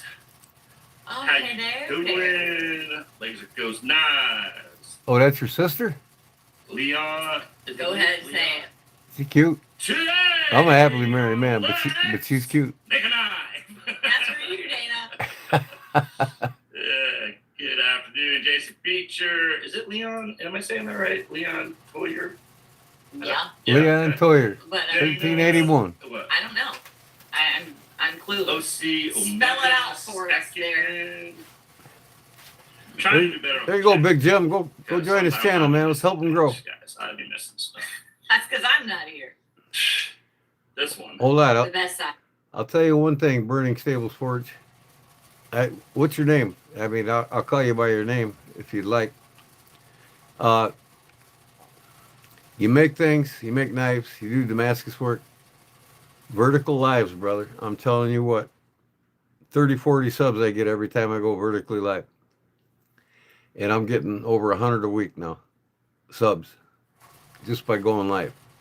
I get way more subs being live, showing people how things are made, than I ever do in short and long form videos. Hell, I probably only make a half a dozen videos a month now. Ever. Donnie last night was like, "Tell your sister to bring you a little blanket. It's too cold." You know I would though, Donnie. You know I would. I would. So would the other one would probably. You know what? I get out here before she gets here most mornings, and I turn on the heaters and everything warm for her. Yes. I mean, I'm gonna do it anyway. Scales and actually screw it. So the handle will have mosaic in it. So the whole thing will be like Damascus with the running through the whole tang and everything.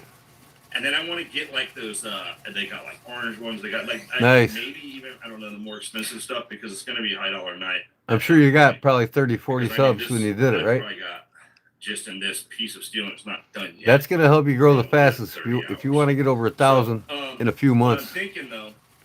Few months, you'll be over 1,000. But I'm thinking like if I get the clear tinted scales. Keep doing what you're doing. That's all you got to do. So that it can be cleaned up if it gets any like corrosion or anything. But it's gonna be like really probably like a collector's piece, not. What's your actual name, brother? And what are you from North Carolina, or you don't sound like it?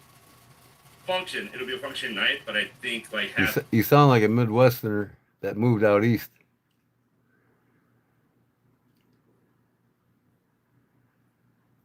I mean, you don't have to tell me your name if you don't want, but Gordon, are you feeling better today? Oh, yeah.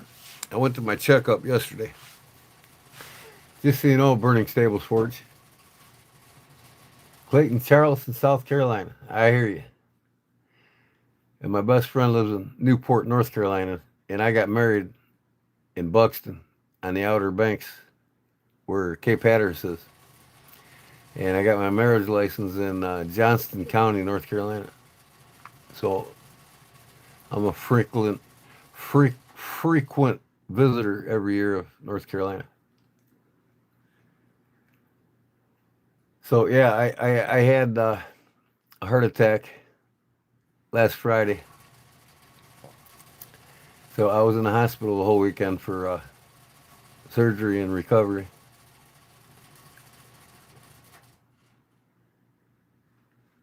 But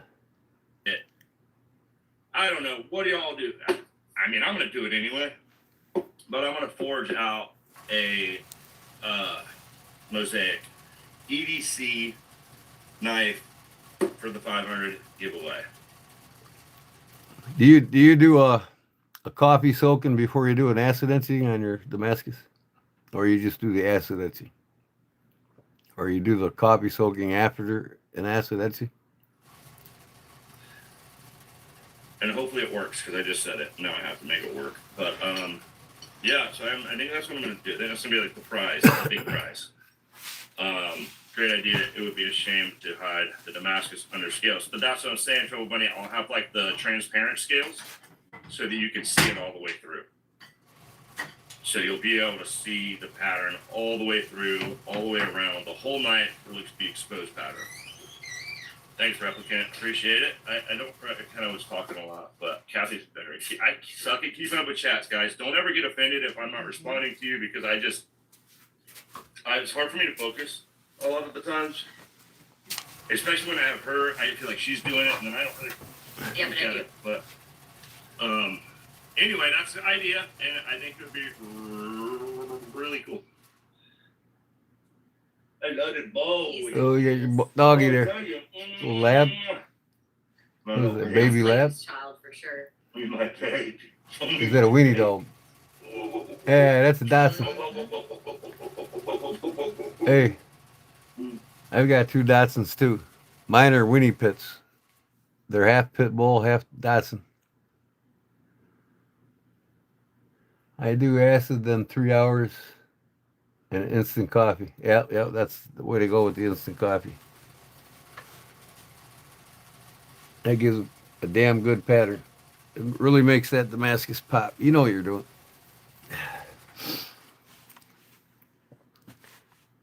Everybody asked me if I wanted to go on Forge and Fire. I says, well, if I want to do a Damascus blade, I will. It's like they stick you with a Damascus project regardless every time the program runs. And I'm like, I can do it. I'll get shown up by the guys that are experts at it. And I'm like, nah. Because if I went on there and they said, you got to do a Damascus, I say, well, I'm not doing it. I'm here to make a knife, not to make a pattern.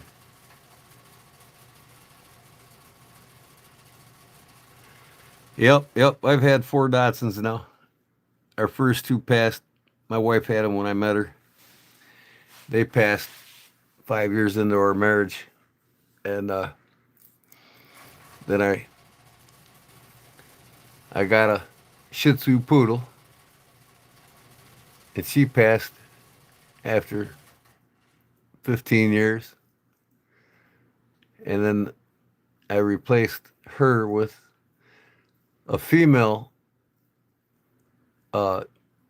weenie pit that a guy just gave me because he didn't want to take care of it and didn't want it. So it's one of the best loving dogs I ever had. And then and they're like 35 pounds. They're not your typical weenie dog size. I mean, they got faces and muscles like a pit bull. Let's see if I can bring up a picture here.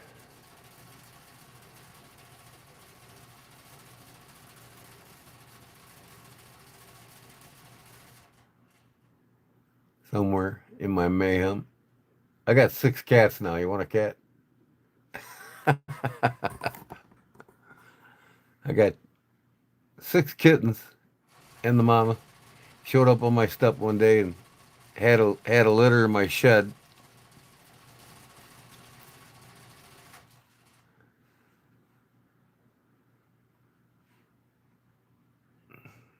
And go through my pictures till I find my dogs.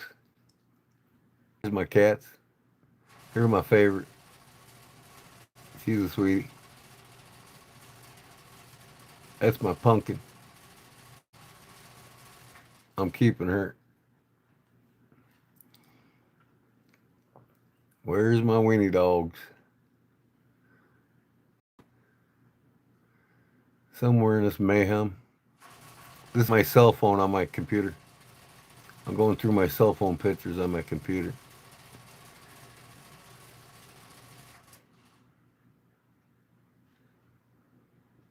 This is my barn house, see? I built a barn house. This is what I live in. This is the Christmas lights. Actually, these are Halloween lights. But I built the Gambriel barn. I'm a retired carpenter. That's what I did for a living. And I built this place 20 years ago. In my shop that I'm in right now, it's going to be moved over in the old farmhouse that I have on the property. So the old farmhouse is going to become my Ford shop. And I'm making my shop down here, which is 3-car garage underneath. We live above it. I'm going to make this downstairs into our kitchen and dining room because we need more room. Where is my damn dogs?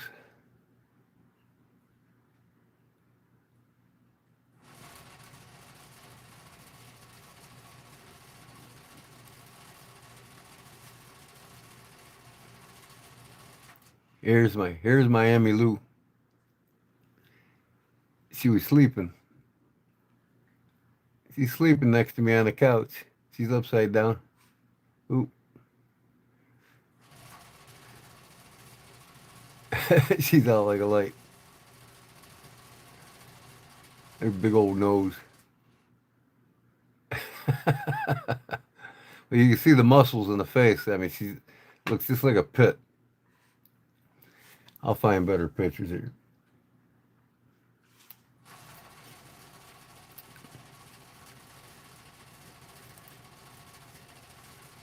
I got this for sale on it. This for sale on eBay right now. It's a case bedside tray for putting all your knives, your wallet, your keys, your change.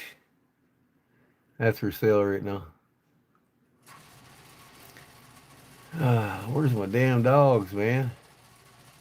Usually I have 100 of them. Been a while, I guess, since I took some pictures of them. All right, here they are. This is my boy Bo here. This is my male. Mama's taking a shower. He's watching over.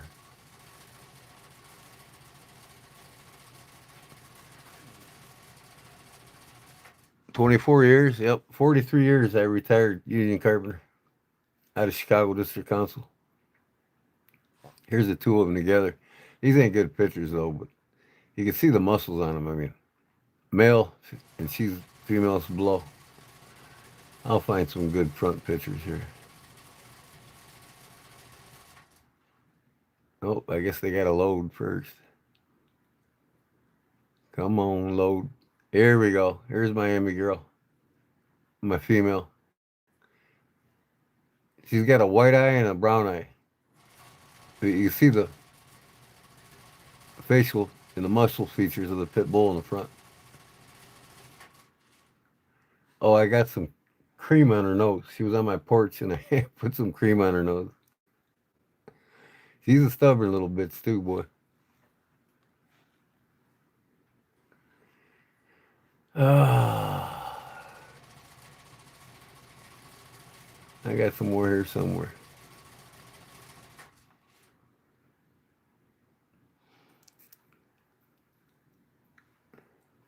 Here she is, Emmy. She's spotted. She's kind of like, what do they call it, a dapple?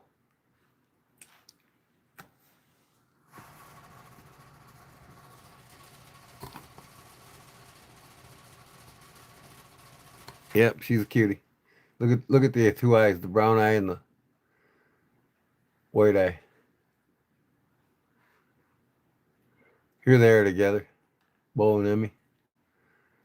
Bo's the male right there.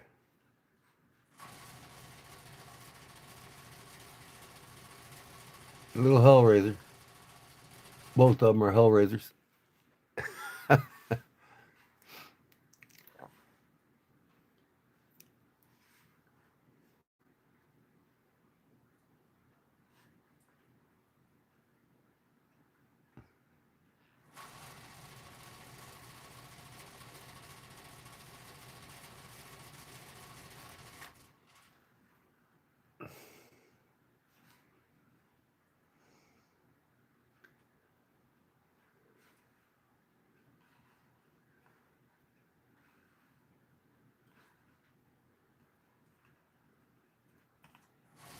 Come on, move. Easy. I live in the town of Wilmington, South Chicago, 60 minutes. We got what's called Gemini Giant statue. It used to sit on old 66 and they moved it, but This thing was put up in 1965, the year I was born. My wife's standing underneath his legs. There I am, and I'm 6'4".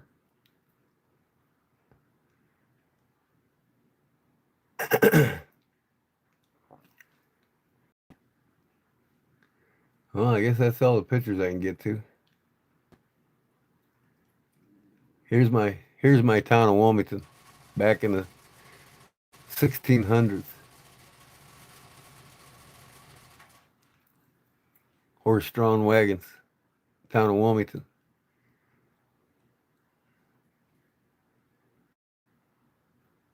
Coal mining here. They're building a dam on the Kankakee River, my hometown. Pretty cool old pictures. Wagon Bridge, Kankakee River, Wilmington, Illinois. They first built it as a wagon bridge, and then it became a railroad bridge. Here's the old railroad station in Wilmington, my hometown. So, yeah, that's that.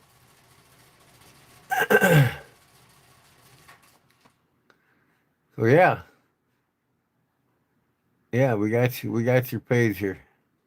Let me see here. Live videos. You got some videos here? Yeah, yeah.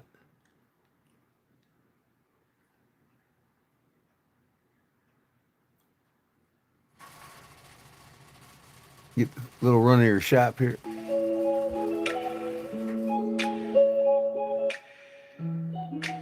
I can't play with the music because they'll flag my live and stop the public from seeing my live. Make a knife. We're going to do a shop tour. So come on in and check it out. First off, I want to say thank you. We just hit 307 subscribers. Wow, blown away. That is insane. So, a lot of you are new here. We're going to kind of show you the shop and what you we get do to 3,000 by this what, year's end if you keep doing them live. And how we get it done. So, let's go out here to the forge first. Yeah, the female's a dapple. Yep, yep. All right, we'll talk to you later, brother. God bless you, man. Thanks for coming in, and maybe I'll go live tomorrow early. But yeah, hook up with me, man. We'll talk some collaboration or something together. I'll help your channel grow. So, we've got about 8 inches of width and 18 inches long with a 13-inch ribbon burner. I do what's called Sunday Fun Day. Every other Sunday now I make something, whether it's a knife or a knife sheath or something, lanyards, or I'll hand carve something from wood, whatever it is. Like I make Swedish butter knives and give them away. But I make something and give it away live. Every other Sunday. So that's when I got a couple hundred or better people in the live stream. And that's where I'll get your link out for your page. We get people to subscribe to your channel. Good night, Clayton. Thanks for coming in, man. Appreciate it. Hooked up to a 430 CFM blower. Push button start. Right there. Fire it up. You fire it up. And then you get it. But we're out of propane right now, so we can't fire it up. That's the forge. Let's go inside. Take a look at some other stuff.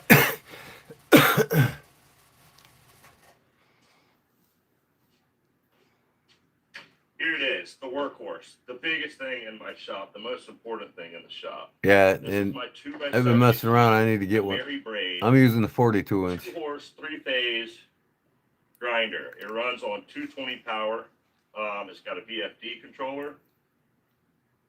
Starts up like this.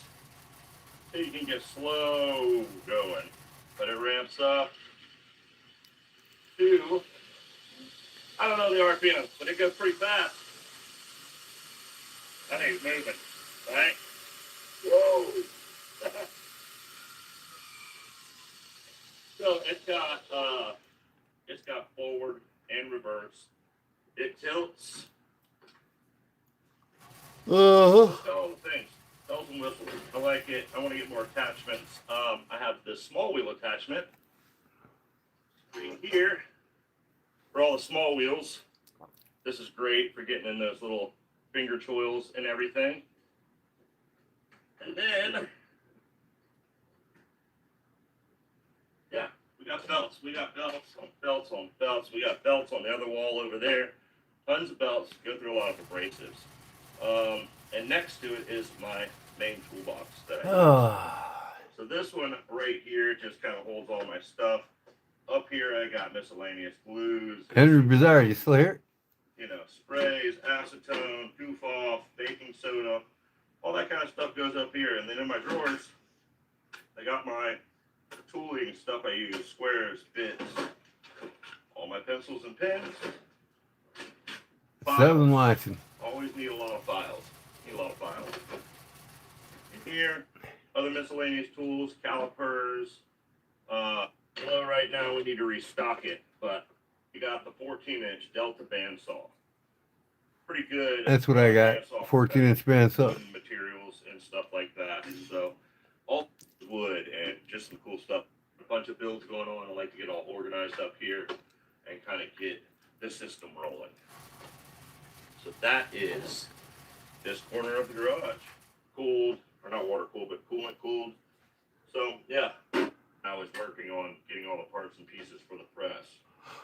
A lot of this stuff was salvage steel that I got from here and there. People give you a lot of steel when you are making knives, I believe. But over here we got all the dies. This is where I hang all these different dies that I made. I got some mild drawing dies right here, aggressive drawing dies right there. And then over here, this is the press.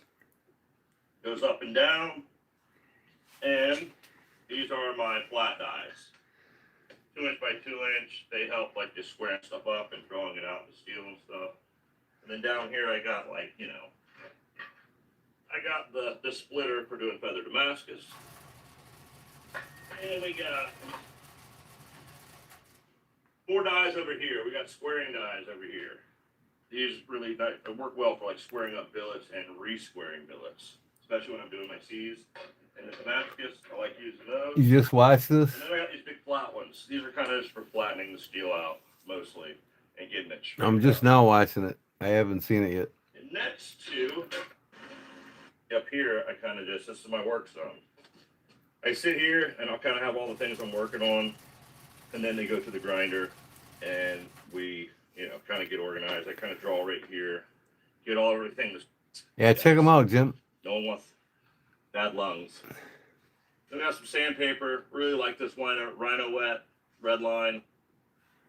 Burning Stables Forge. He just started the channel. He's got 365 subs. So he's getting a good start.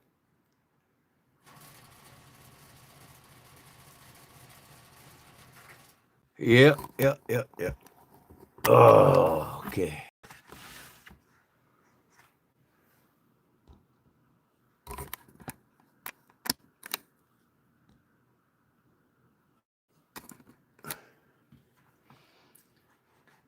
What do we got going here?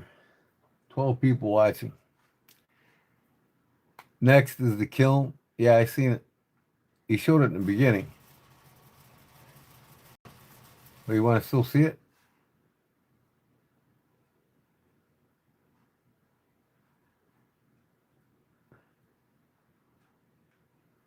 And it's got a PID controller on paper, really fun. But it doesn't go as low as I would like it to go. But it works pretty good. It's a lot of vibration, but pretty good little grinder for what it is. And then that, yeah. So that's that. This thing is old. I think it was my grandfather's. It's older than mine. Dad got it, and it just really is an awesome machine. Oldie but goodie, man. Love how old it is. You know, it's just built. Oh, Nescafe Classico. This is the stuff. That's it for. All right, all the That's from the blade other- pattern. Nothing better. this thing comes in handy, really, for like filing, heating on. You can hit stuff really good with this because it drives straight to the ground. I want to get a vise like that myself. I got the vise. I made the stand out of some miscellaneous steel from. I've been looking for one. Some end cuts. We don't do a lot of that, so that I do set up. I do have a 800-pound anvil a guy's giving me for working on his farm. I just got to go pick it up. So I'm not going to pick it up until the spring. It's like twice the size of the one I got now. The one I got now is like a 400-pound.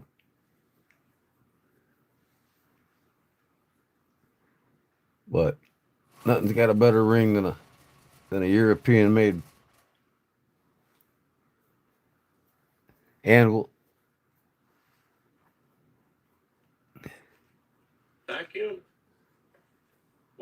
Everyone needs a motorcycle motor in their knife shop, right? As far as my old bike, we got, everything she uses in that. We got the computer. This is where we go live. This is where we talk to you guys, share our day, share our week, share all of our love and support for you guys. And, this is kind of where that happens. And we like it. We got our printer for packaging and sending out our packages and everything right here. Goes in the mailbox and out to you guys. So, back there, a lot of people ask. It's a 1971 Volkswagen Beetle. Oh, yeah. So in the shop, we have a car, and then we have this small space. And we do our best in this small space that we have. One day, hopefully, we'll have a big shop. Those are the goals. But all in all, that's the shop tour. So thanks for tuning in, and thank you for supporting the channel. And if you haven't already, like, subscribe. We'll see you on the next video. Uh-huh. Check this out, Jim. Heat treating is a big factor. And then once we cut our blanks, they look like this. Silver Stag. U.S. made.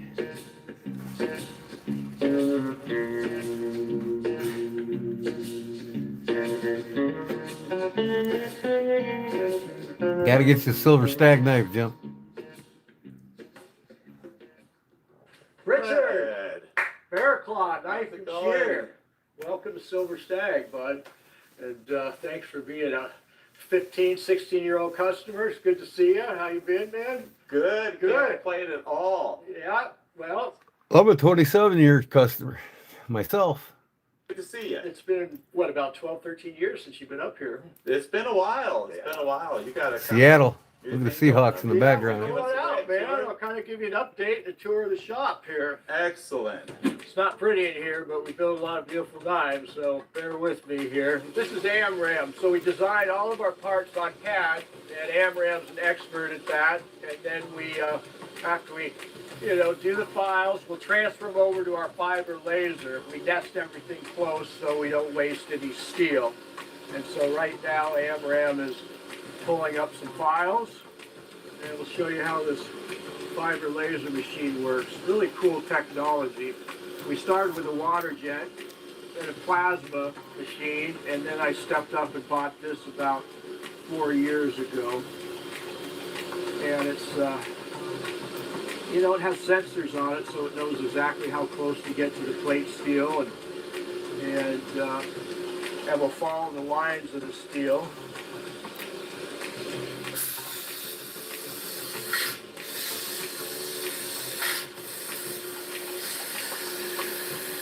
Boy, I'd like to get one of them.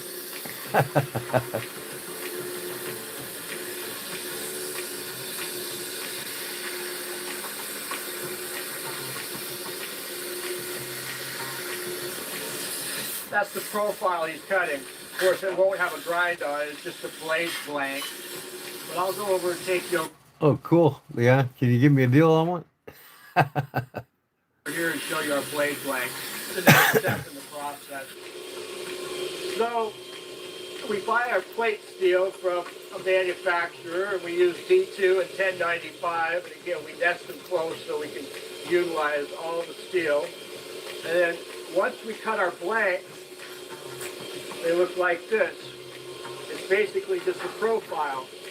Now, if you look closely, you can see some mill scale on it. That's directly from the mill. Sometimes we leave it on it. If not, we'll surface grind it. And here's our surface grinder over here. This is called a time saver. There's belts in here, and we feed it on this conveyor belt, and it takes this rough mill scale off. It takes about 1/1000th off. After we surface grind them, they look like this. So it's just a much cleaner profile. Then, after we profile them, take them over here. They're all hand hollow ground or flat ground. And so we use these beta grinders here. And Paco is putting the initial grind on there now. You can kind of see how he's an expert. It's all done freehand. Freehand grind. So Paco will start out with a 50 grit, then go down to 180 grit, but you can still see these fine grind lines here. Yeah. So now we'll take them over to a real special belt. And I'm going to try to take these grind lines out of there. So I'll start here. Yeah, see how I'm taking these grind lines out of there? Yeah, still some grind lines there. I don't have my gloves or mask on, so I'm just giving you a little information. It's better, but it's not completely done. So I'm going to take it over to these rubber wheels. They're compressed rubber wheels. And they will polish, they'll get rid of the rest of the fine grind lines, they'll polish the blade up. You see how I'm kind of polishing that blade up there? Getting rid of these grind lines and polishing it. The hardest part is to get right up here. And then when the blades are done, we harden them, heat treat them. Cook them up to 2800 degrees, double quench them. And we heat treat them to about a 62 Rockwell. Yeah. So they'll hold an edge forever. This is D2 steel right here. We only manufacture our blades with high carbon tool steel. Still here, Jim? That's why people love our stuff, because it holds an edge. Heat treating is a big factor on that. How we grind them and heat treating will determine the, the quality of the blade. We're not custom and we're not production. We're semi-custom. So we're really not too many semi-custom guys out there at our level that will wholesale and sell factory. The production guys, they manufacture things in the tens of thousands. And the custom guys maybe make 20 or 30 a week or a month, where, we make up, 300-400 knives a week. So we're not huge, but people love what we do. Let me take you to the next section. Okay, so after we build the blades, now it's time for assembly.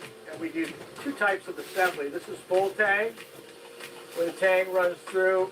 We'll take antler scales, we'll cut them, shape them, and pin them to them. And then we'll sand them down so they're real balanced and feel comfortable in your hand. So it's the first process. And then we'll do hidden tang. Hidden tang is where we drill out the antler, and we epoxy and pin it in, and then shape them. And we have a lifetime warranty on our knives. After 24 years, you get pretty good at what you're doing, and we don't get hardly any returns. We're not perfect, but we try to be. And our return ratio is 0.00001% compared to 3% for most manufacturing companies. So if anyone has any issues at all, send it right back to you. Send it to us, we'll fix it or replace it. Another thing we do is for existing Silver Stag customers, after they use and beat up their knife for a year, they can send it to us and we'll resharpen it, polish it, and clean it. And that's a free service for existing Silver Stag customers. Wow. So all they got to do is pay for shipping. And we use thousands of pounds of shed deer and elk. This is elk here. And they're sheds. Deer and elk shed their antlers. And there's 3 or 4 teeth. Anyways, Jim. Right here. Original box. Deep Valley item. Blade JT 420 steel.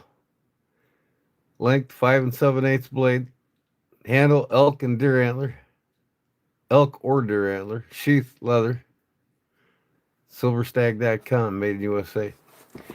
This is an original Silver Stag that was made in his garage 27 years ago when he started. I've had this thing, I think, almost 27 years. But now you see in the video, that's in his new shop. He no longer makes, for the last 20 years, I think, or maybe less, 17 or 18 years, he's got this new shop where he don't make them in his garage anymore. But this is one that was made in his garage.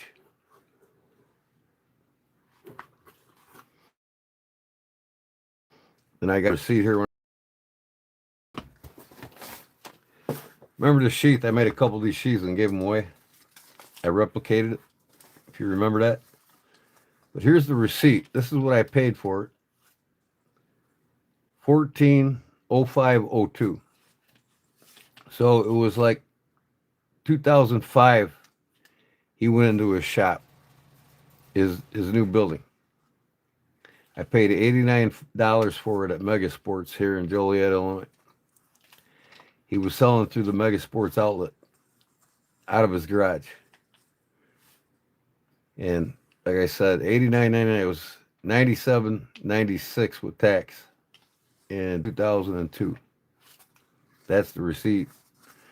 And then here's the pamphlet I got with it, with the different knives that he makes, different sheaths. So I want to start getting more of them. I haven't bought one since I got this in 2002, which is what, 24 years ago.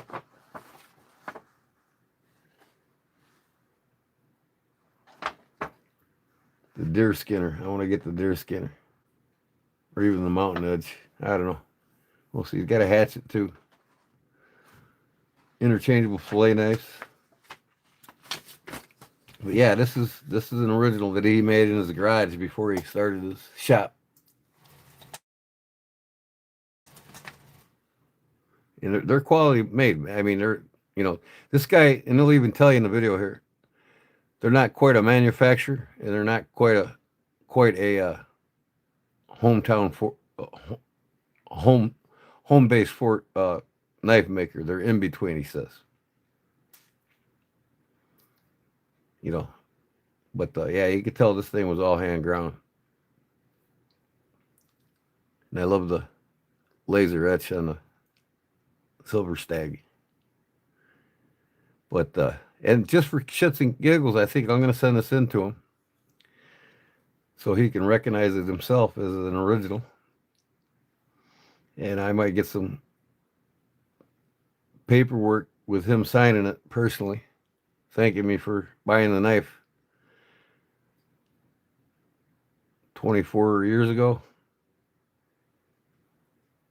You know, let him buff up the antler and, you know, get some of these scratches I put on a blade out. So I'm going to send it in to him, I think.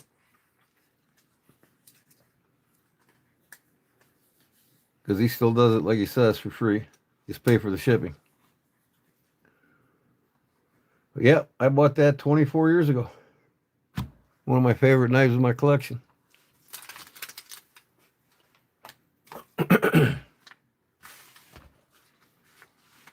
But yeah, check them out, man. I mean, get your fixed blade by Silver Stag. You know, the guy's located out of Seattle, Washington.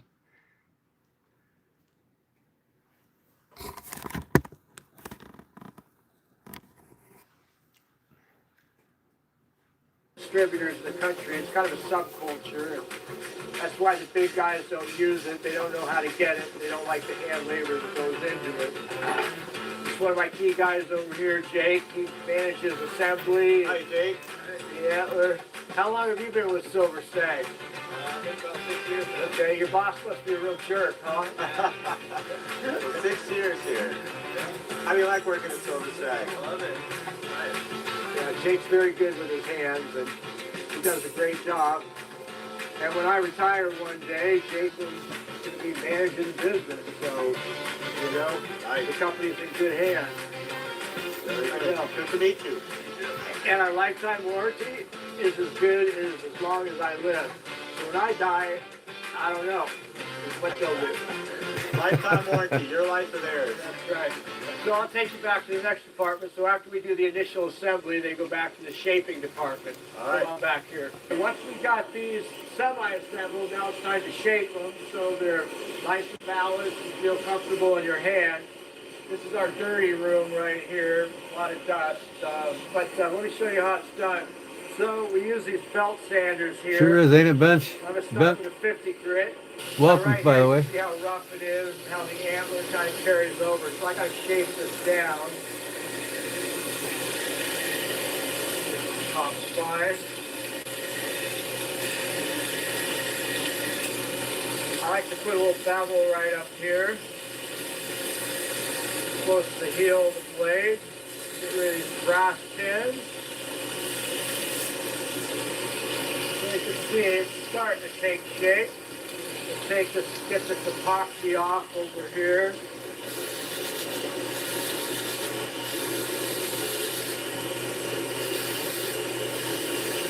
That's about halfway there. I like the profile. The handles are symmetrical. I still got to get right in here. I got to use a different belt on that. But now I'm going to take it from a 50 grit over to a 200 grit. I usually wear a mask and gloves, a respirator, but I'm just kind of demonstrating right now how we profile them and balance them. Now I still got to get right under here. Take it over this 1-inch wheel.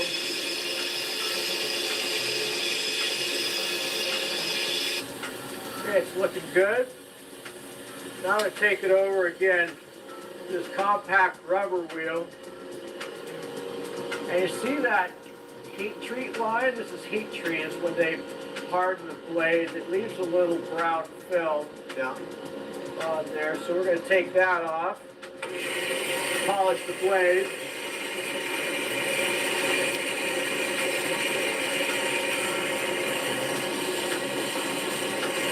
Take it over this rubber. This is rounded, so I can bevel the edges. Okay, I'm going to finish this. We're going to go up and laser engrave it. I'm just getting all these grind lines out of there. Okay, the shape's good, symmetrical. That's a good looking knife. I might get that one right there. Epoxy off. Important. There's no gaps at all in between the antler. Looks like and the Skinner. blade. It takes a lot of practice to do. Pins are flush. And now it's time to buff it out and seal the antler. I'll show you how we do that. Okay, so again, the antler's all shaped, it's balanced, it's smooth, but it's got a dull finish, so we're going to seal and polish the antler. It's like the Sharp Use a Force. special rouge, and we'll go here. We'll get in those grooves. Make sure that we've got all of our sanding lines. See how it polished that antler up?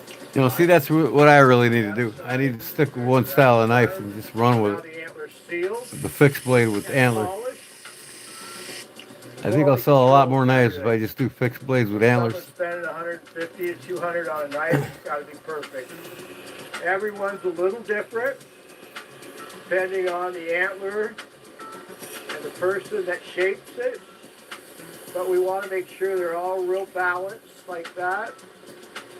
They're comfortable to hold. There's no burrs or Hot pins or spots. flush. Yep. The blade's completely polished. This is my last polishing before we go upstairs and we brand it. A lot of our customers want their name or initials or a few words for a loved one. There's a lot of silver stags are given as a gift. We do that in the store as well. Okay, So that's if someone cool. buys an affair cloth, they can always get it personalized as well. Yeah. We do all the different laser engraving, full art department. It makes a huge difference when you personalize It does. a knife instead of just an item that's a family heirloom. People cherish it and keep it forever because it has a lot of meaning on it when it's a gift and it's personalized. So I'm sure you probably do a lot of groomsmen's gifts and Oh yeah. graduation gifts, Father's Day, even Mother's Day. We do a lot of chef knives. Okay, so this is basically ready to get engraved. I'm going to polish this blade. Still has some work to do on it. There's so many steps in the quality control process where this is like halfway there, because now we engrave them, then we sharpen them, then we wipe them, and then really look them over for any grind lines we didn't get out, shadows on the blade. So this isn't completely done, but I'll show you now. We're going to go brand it. Take you upstairs. Okay, so after we got the knife shaped and polished, and, before we sharpen them and look them over again, we got to engrave everything. So everything has to be branded Silver Stag. And we do a lot of corporate logos, and we do all King Ranches, and we work with a lot of industry groups. And Gabe right here, excellent craftsman. And he does a lot of our laser engraving, so he's just going to brand this real quick customer order, then we're going to take it down and get it sharpened, cleaned, packed, and shipped. So we'll take the knife here, put it into the laser machine, set it on down in like that. Make sure it's level.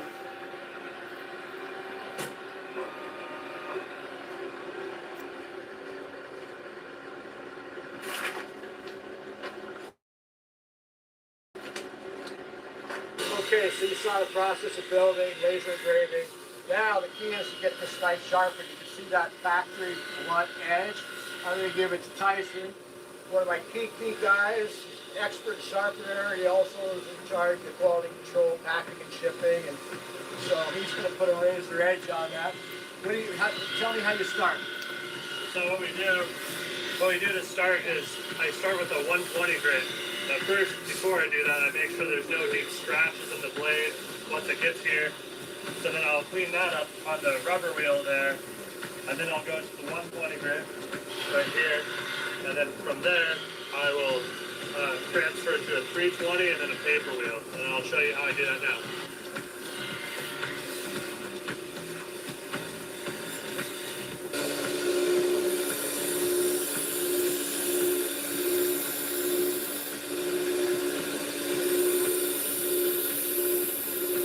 That's how I sharpen my knives. What I'm looking for is all those burrs that you kind of see right there. I don't use no stones or Now, once I gizmos. have the whole burr across the edge, No grinding wheel.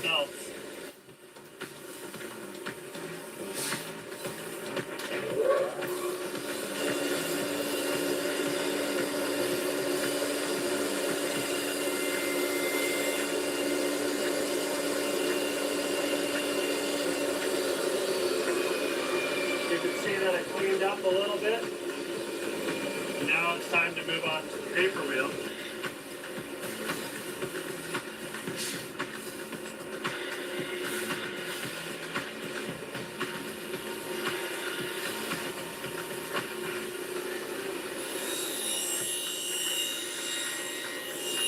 Then I run it across the top side of my finger to make sure there's no burr left. And once that, I'm going to touch it on a piece of paper.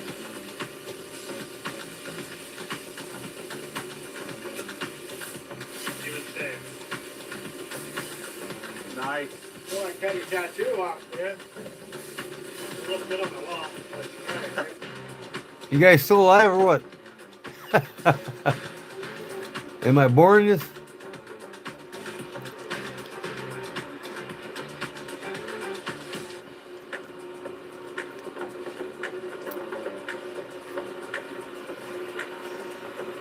Okay, we use a lot of wood too, and wood needs to be stabilized. And so, like the FDA Black requires walnut. all chef knives in commercial kitchens to be stabilized, so bacteria doesn't get in the grains, blood doesn't stain it, or meat juices, and you can polish it. So we cut our scales and we put it in this pressure cooker. And the pressure cooker pushes a resin deep into the pores, and so it makes the wood firmer, heavier, harder, and again, you can polish it now like glass. This is spalted birch out of Alaska. We do this for a key Alaska store. It's a little softer wood, so stabilizing it really hardens it. And you can kind of see the resin that's been pushed into the pores. This one's not all the right way done. And look at how beautiful these burrs are in here. So these just make beautiful scale handles. But again, it has to be stabilized. And so this is where we do it. It kind of looks like a meth lab, but it's not. All right, now I'll take you over to the folder assembly department. Okay, here's our folder department. Folders are engineering. It's more engineering. I was a fixed blade guy for 15 years, and I wanted to do folders, and I didn't have the engineering experience, so I hired an engineer to help us with the parts, because everything has to match and be completely Check that out, compatible, Jim. so there's no play in the blade. Everything locks perfectly. They snap in. The back springs and liners are flat, level, and clean, and so we cut antler scales out. We'll fit it to the liners. We'll tweak each one, test them to make sure they're nice and tight. Right now we're working, as I said, on a big King Ranch order, and Gabe's putting medallions in the handles. And then every one of these drawers, this is a back spring for one of our back locks. And so each one of these components has different folders in it, and then they're basically hand assembled over here, where we'll again epoxy the antler onto the liners and do the assembly here. So each one is hand done. Even the pivot pin we manufactured, we designed ourselves. We could actually patent this, because this pivot pin can be adjusted right here to the user's preference on the tension of the blade. So if you want a little tighter, you just put a little Allen wrench on that, crank it down a little bit more. Or if you want it looser, you can snap it open, you just adjust it. So again, everything we do. Y'all we don't sleeping look or at what? anybody. Nobody's saying These are anything. our own designs. And we were buying these pivot pins from a supplier, and they were probably made in China, so we designed this on CAD and then sent it to a Midwestern company and had them manufactured out of 440C military grade stainless. 3 more minutes. So again, they're completely our designs. Still The here. folders take a lot Cool. more work, time, and we have more rejects. We're so quality. You know, we reject a lot. So anyway, that's basically our folder assembly.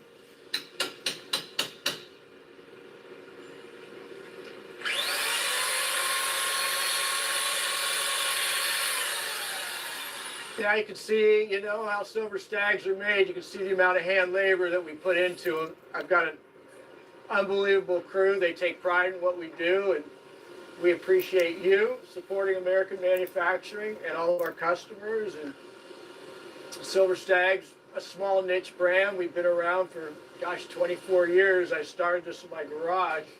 You know, we just appreciate 25 years everybody. now. This video is a year old. And Richard, Bear Claws, sold a lot of knives over the years, and so I sincerely appreciate your business. and It's my support. You're a pleasure. good Get man. behind the camera. How's it going, guys? You see that? That's the Roman Damascus short sword. It's just a limited edition. We're gonna order like 50 of them. We don't for make them Christmas. anymore. They're too much labor. Come on. Well, Brad, it's really good seeing you. Thanks And again, thank you for the bud. grand tour. Guys, from here at Silver Oh, why, Stag kitty? Knives, if we want to find you online, if they want to buy from you direct, how So do they just do go that? to Richard. You can sell.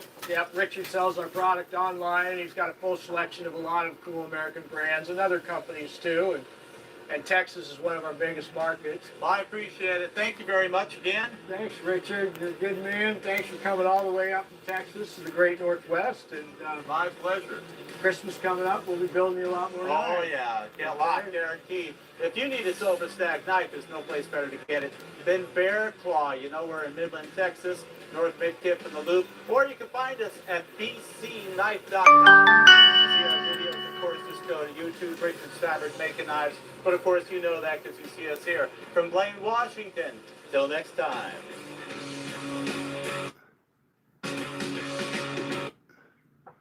So silver stag's out of Blaine, Washington. So okay, like I said though, that's what I'm gonna do.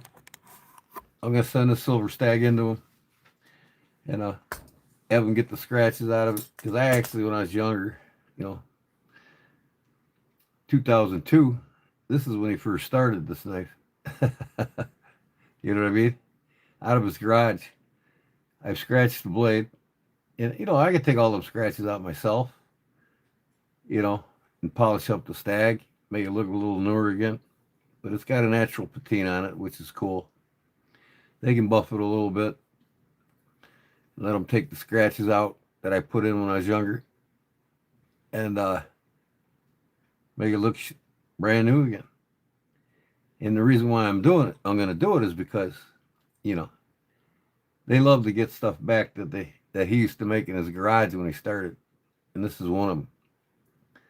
So he'd appreciate it coming back to him to get, and it needs to be sharpened too. So what did that say? I think this said it was 420 steel. Now he says he uses 1095 and D2 steel. Yeah, this is JT 420 steel.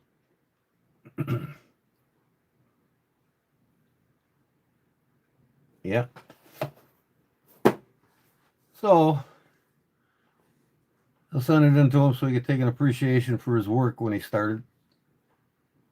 Maybe get him to autograph authenticity paperwork for me so I can put it with it. He could put something on the authenticity card saying, yes, this is an original. When I started 24 years ago,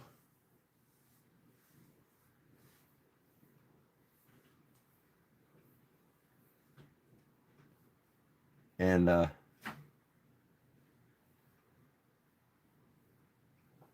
be cool to have in my collection with it. And I'll never use it again. But when I bought this, I did use it. I didn't think about collecting back then. And back then I only had probably a dozen knives to my name. So anyways, if you're all still here, I'm going to call her quits. Get up and check on my wife. Make sure she's doing okay. Look at this. My baby's in my arms. And I'm on my lap. Ain't you, baby?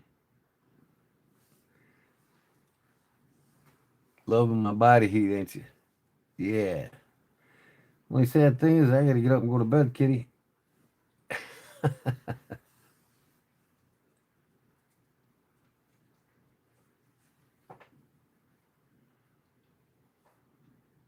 Yep, it's Pumpkin. It is a girl, too. I thought it was a boy. Wife said tonight, it's a girl. Get the eye boogers off you. Okay, I got him. She's my most friendly cat. She's staying with me. I'm getting rid of 4, keeping 2.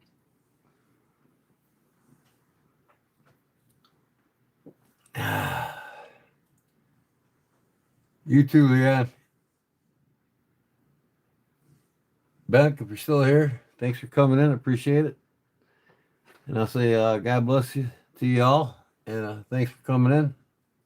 I didn't even plan on going live tonight, but I wanted to show off some of the things I completed, including my watch band that I finished up. And I made a keeper for this watch band. crocodile. And then I finished up some quick draw sheaths and finished up my Bowie knife sheath.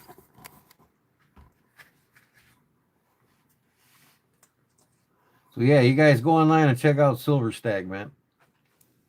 Great American company in Washington. Bubby. This is my Bubby kitty. It's actually a female. Kim looked at it again tonight and said, that's a female. So yeah, Jim, check out Silver Stag, man. I'm gonna get one of their Stag folding knives you've seen in the video. If you guys want to watch this video again, I have it in my linked in my it's in my playlist. All the history of knife companies. In my playlist, you can find this video and watch it all the way through again if you want. Learn more about the Silver Stag knife out of Washington. Like I said, this is an original. When the guy started, he built knives in his garage for 5 years before he got to the shop that he's at now. You see in the video, and he even said in the video he's not a full-blown manufacturing company, and he's not a garage company anymore either. He's in between. But I'm sure the guy sells thousands of knives a year. And he's going to get a couple more sales for me because I want to start adding to my set Silver Stag collection. So, and the Silver Stag logo on the blades, they haven't changed.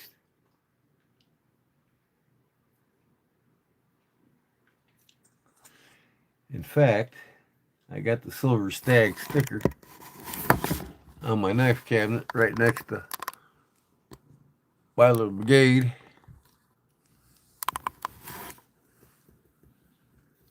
Right there with the black antler. That's the Silver Stag. That was what was actually on my box here. And I took it off the box. You can see where the sticker was. And I put it on my knife cabinet.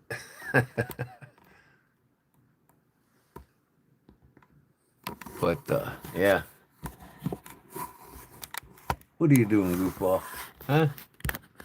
What are you doing, you goofball? What are you doing, you goofball? So, all right, guys. I'm going to head out. Like a fetus. Head out. Thanks for watching. And I'll see you in the next one. Today's Thursday, so I'll probably go live Saturday. During the day most likely, while I'm making something. I want to work on some, if it's warmer this weekend, I want to work on some blades in the forge. So, we'll see. It's still, like right now, it's 3 below 0 right now here. It's supposed to get to 21 degrees this weekend, so if it does, I'm going to go down in the forge, down in the dungeon. All right, man. God bless you all. Love you all. Appreciate your support. And we'll see you on the next one, folks. Have a great day. Peace. God bless. And go get some sleep. See ya. Thank you.